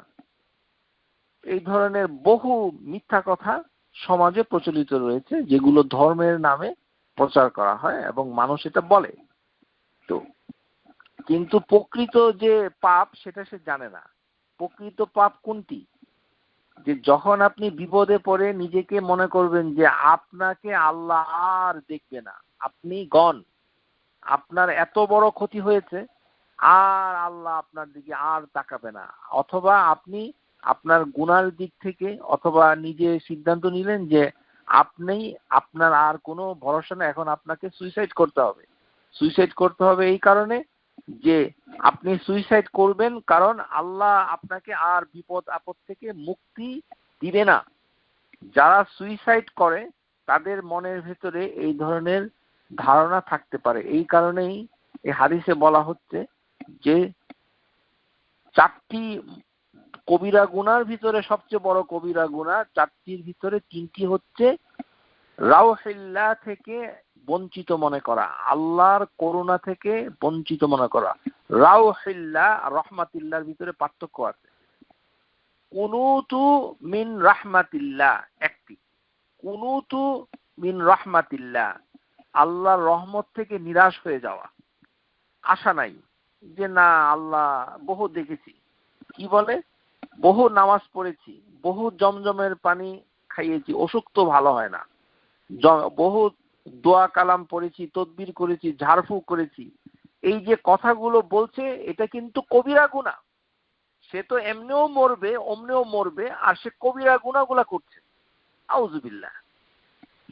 কি ঝাড়ফুঁক করেছি, চিকিৎসা করেছি, ওষুধে তো কোনো কাজ হয় না, কিছুতেই আর কাজ হয় না, আল্লাহর কালাম পড়েছি তাতেও কাজ হয় না। আউযুবিল্লাহ মিনাশ শাইতানির রাজিম। মানে সে কোরআনুল কারীমের সূরা, তারপরে ঝাড়ফু যেগুলো শরীয়ত সম্মত, জমজমের পানি যে বরকতপূর্ণ হাদিস, এগুলো বিশ্বাস হারিয়ে ফেলেছে এবং সে বলছে যে আল্লাহ তার উপর রহম করবে না, নিরাশ হয়েছে। এটি হচ্ছে কবিরা গুনাহ। আর যে মনে করছে যে আল্লাহ তাকে আর কোনোদিন বিপদ থেকে উদ্ধার করবে না, তার দফা রফা শেষ হয়েছে, এটা হচ্ছে এটাকে আল ইয়াসু মিন রাউহিল্লাহ আর আল কুনুতু মিন রাহমাতিল্লাহ, আরেকটা হচ্ছে আল আমনু মিন মাকারিল্লাহ। তাহলে 3টি গুনাহ আপনাদের আজকের অনুষ্ঠানে শিখতে হবে। একটা হচ্ছে আল আমনু মিন মাকারিল্লাহ, আল্লাহর যে কৌশল, যে প্ল্যান, এই প্ল্যানের ভিতরে যদি আপনি পড়ে যান, প্ল্যান আল্লাহর পরিকল্পনা কর্মকৌশল, তার মানে আপনি শরীয়ত সম্মত কোনো কাজ করেন না, যা খুশি তাই করেন, মাঝে মাঝে নামাজ পড়েন, মাঝে মাঝে ছেড়ে দেন, মাঝে মাঝে মন চাইলে ঈদের নামাজ, মন চাইলে রোজা, মন চাইলে যাকাত, মন চাইলে নাই, এই যে মনের চাহিদা মেটানোর করছেন, আর নিজেকে দেখছেন যে আপনার তো কোনো ক্ষতি হচ্ছে না, টাকা পয়সা চাকরি বাকরি তো ভালোই হচ্ছে, স্বাস্থ্যটাও ভালো, ব্লাড প্রেশার নাই, কোলেস্টেরল নাই, স্ট্রোক হচ্ছে না, মানে কোনো ধরনের অসুখ নাই, মাশাআল্লাহ চেহারাটা দিন দিন চেক নাই বাড়ছে, সৌন্দর্য বাড়ছে, সুন্দর, মানে বাড়ি গাড়ি দুটো ছিল, বাড়ি এখন হয়েছে 3টি, গাড়ি হয়েছে 4টি, ছেলে মেয়েদের বিয়ে হয়েছে, ফুটফুটে বউ এসেছে, ছেলে হয়েছে, নাতি হয়েছে, কিন্তু তাওহীদ জানে না, নামাজ পড়ে না ঠিক মতো, কিভাবে নামাজ পড়তে হয় সেগুলো শিখে নেই, যাকাত আদায় করে না, যাকাত কিভাবে আদায় করতে হয় সেটা জানে না, সবকিছু করে না, খালি আমেরিকায় থাকে আর কানাডায় থাকে আর ঘুমায় থাকে আর খালি টিভি দেখে আর ইউটিউব দেখে। এটা হচ্ছে আমনু মিন মাকারিল্লাহ। যে আল্লাহ তাকে পাকড়াও করবে একদিন, কিন্তু সে মানে বুঝতে পারছে না, আল্লাহর কৌশল সে বুঝতে পারছে না। আর আরেকটি পাপ হচ্ছে ওয়ামান ইয়াকুনুতু মির রাহমাতি রাব্বি ইল্লা দাল্লুন, আল্লাহর রহমত থেকে পথভ্রষ্ট ছাড়া আর কে নিরাশ হয়? আর যে নিরাশ হয়ে গেছে, আরেকটা হচ্ছে নিজেকে বঞ্চিত করে দিচ্ছে, না আমার দ্বারা আর কিছু হবে না, এরকম কথায় কথায় অনেকে বলে। এবং আমাদের দেশে যারা নিজেকে এরকম নিরাশ মনে করে, তারা আবার মনে করে এটা বুঝি খুব পরহেজগারী, মানে আমার উপরে আল্লাহ রহম করবে না এরকমই রাখবে, এটা বললে মনে হয় আল্লাহ খুব খুশি হবে। জি না, খুশি হবে না, এটা কবিরা গুনাহ, আপনাকে তওবা করতে হবে। এই কথা কেন বলছেন? অর্থাৎ আপনি তাকদীরে বিশ্বাস করেন না। আপনি যেহেতু তাকদীরে বিশ্বাস করেন না, এই জন্য আপনি আল্লাহর সন্তুষ্টির সাথে সন্তুষ্ট অর্জন করতে পারেন নাই, আপনি পরীক্ষায় ফেল করেছেন। ওয়া ইন্নাল্লাহ তাআলা ইযা আহাব্বা কওমান ইবতিলাহুম ফামান রাদিয়া ফালাহু রিদা, যখন তাকে পরীক্ষা করা হয় তখন সে পরীক্ষাতে সন্তুষ্ট থাকে, আল্লাহ সন্তুষ্ট হন। মান সাখিতা ফালাহু সাখাত, যদি অসন্তুষ্ট হয় আল্লাহ তার প্রতি অসন্তুষ্ট হন। সুতরাং এদিক থেকে মানে আপনাকে এটি জানতে হবে যে আল্লাহ তাবারক ওয়া তাআলা যে মানে তাকদীর সৃষ্টি করেছেন, সেটি কিভাবে মানুষ সেখান থেকে পথভ্রষ্ট হয় তার কারণটা আপনাকে জানতে হবে, বুঝতে হবে। একটা হচ্ছে যে কাদারিয়াতু নাফাতাত, মানে যারা তকদির একেবারেই মানে না। একটা হচ্ছে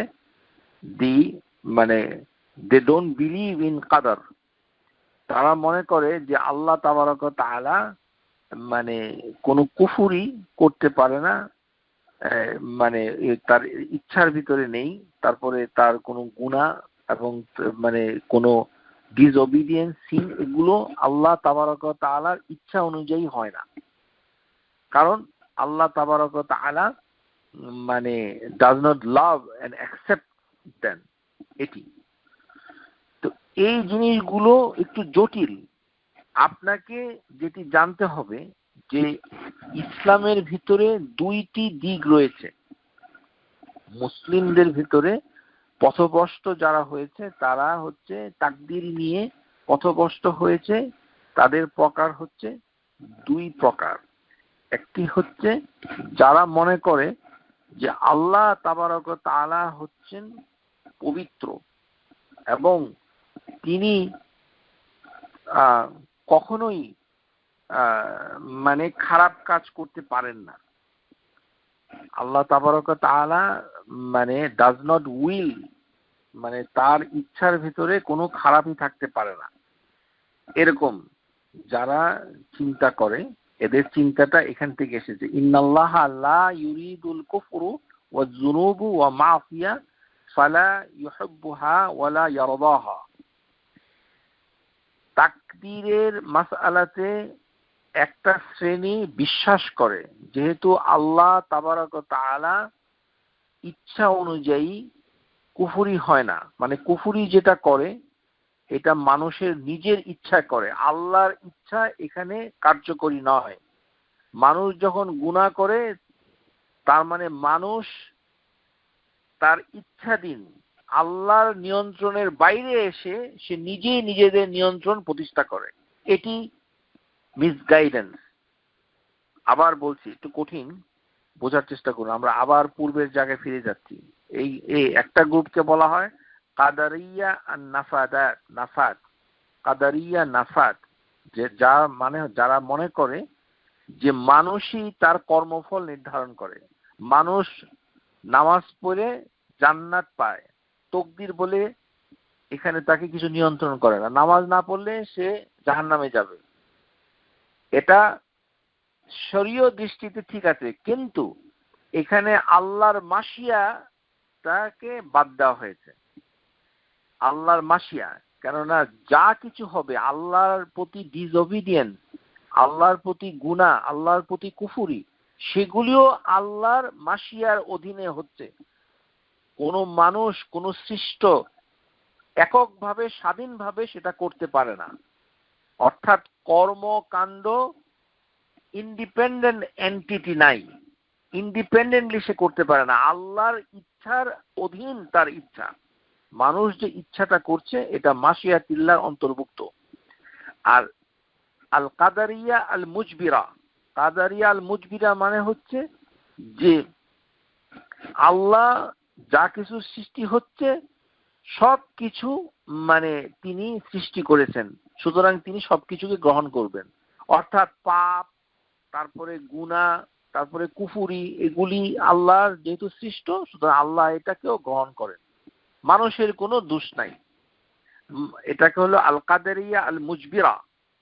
এটা এটা দুইটা এক্সট্রিম।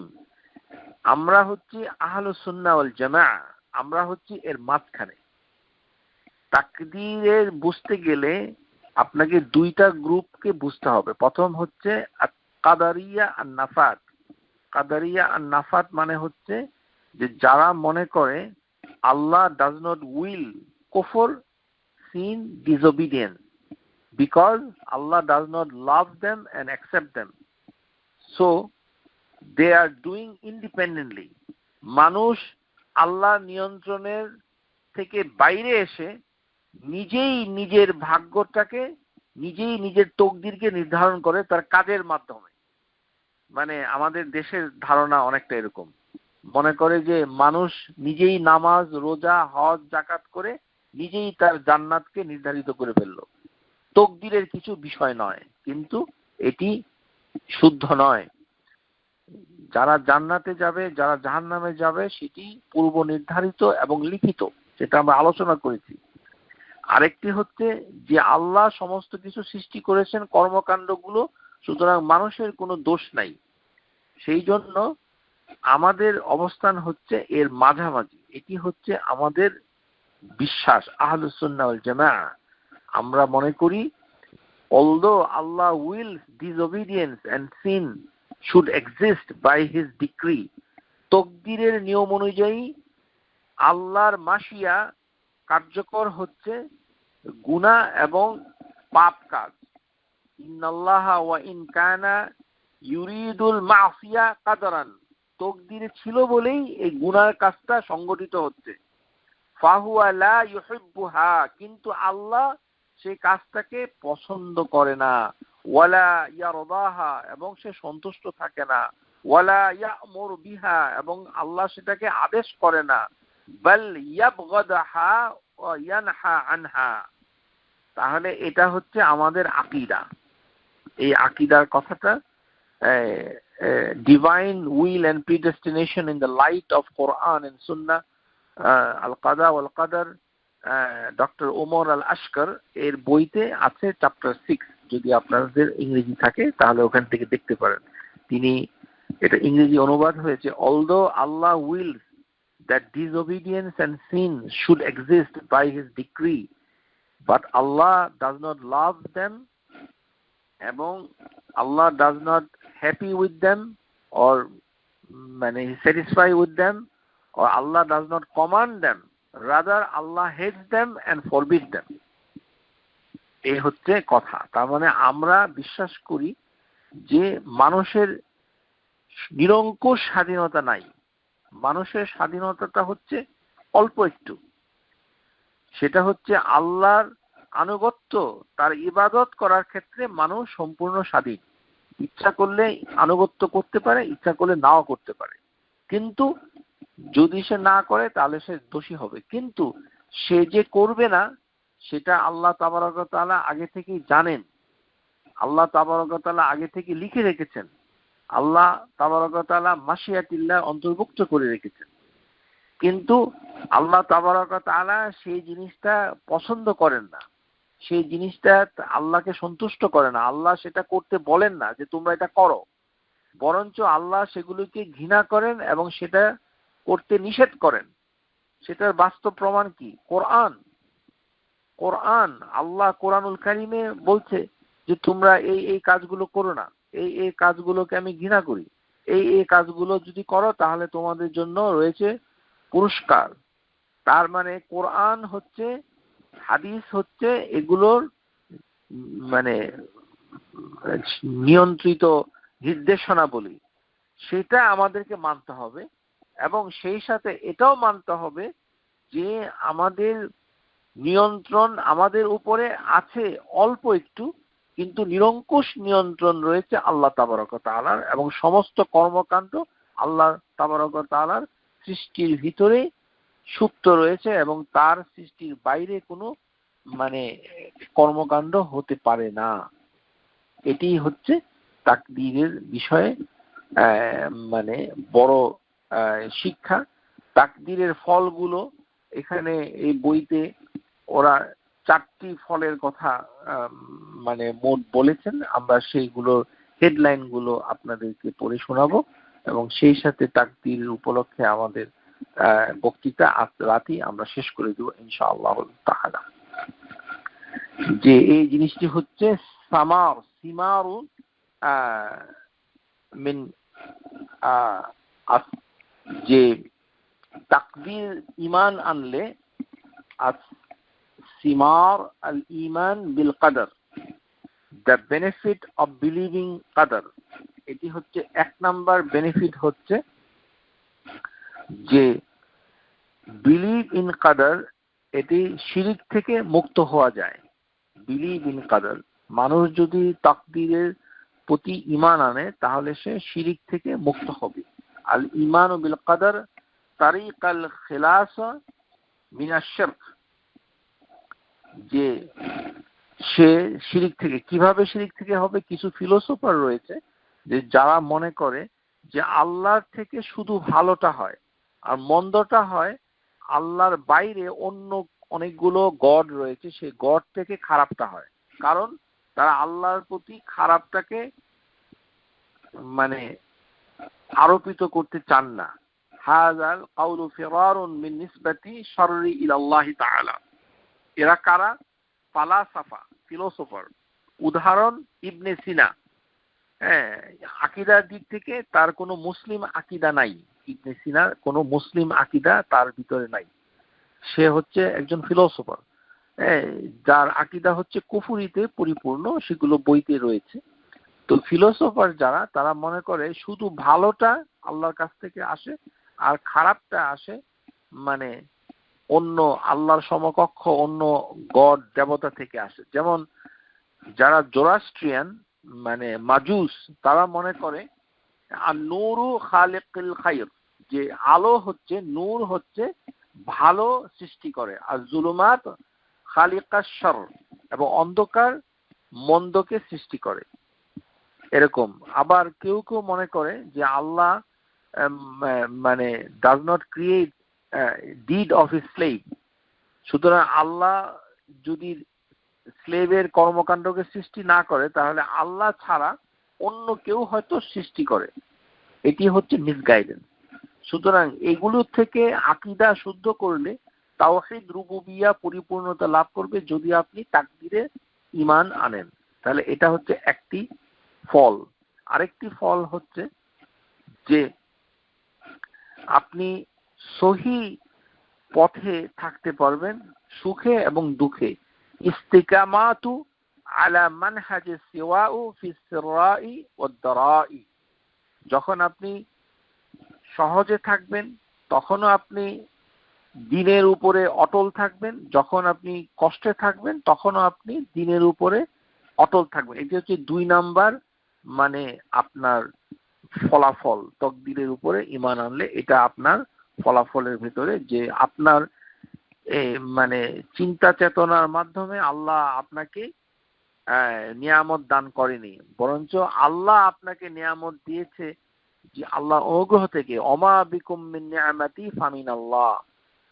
আর কারণ সে বলেছিল যে ইন্নামা উতিতু আলা ইলমি ইনদি, ইন্নামা উতিতুহু আলা ইলমি ইনদি, যে আমার নিয়ামত গুলো হচ্ছে আমার মানে জ্ঞান লব্ধ, আমি যে শিক্ষা লাভ করেছি সেখান থেকে আমার বেনিফিট গুলো আমি নিয়ে নিয়েছি, সেটি সঠিক নয়। 3 নাম্বার হচ্ছে যে যারা তকদিরে বিশ্বাস করবে তারা সব সময় নিজেকে সতর্ক রাখবে।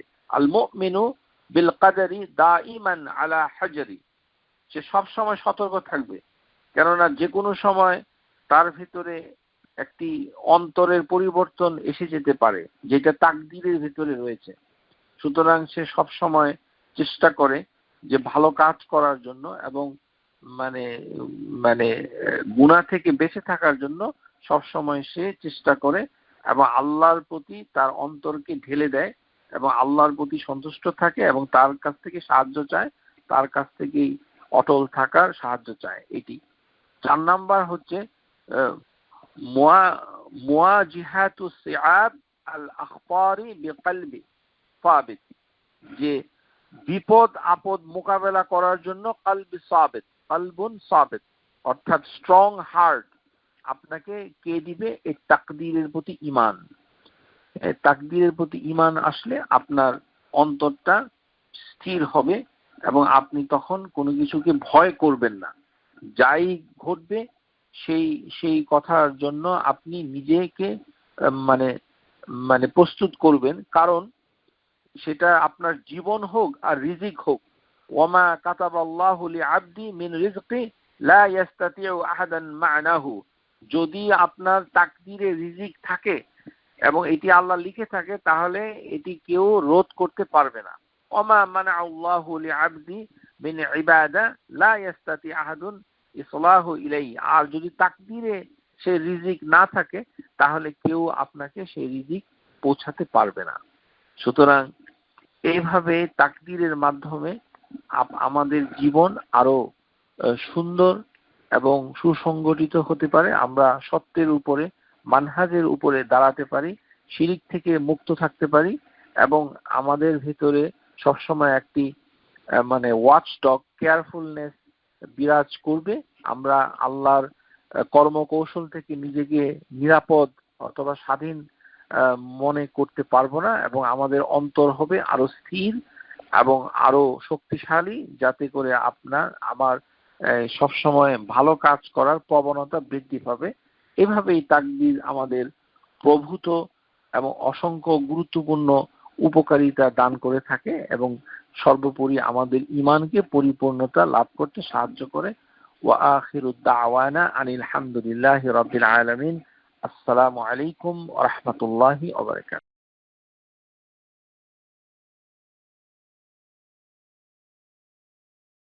Subscribe to our YouTube channel, Know Tawhid First, and press the bell icon to get new video notifications.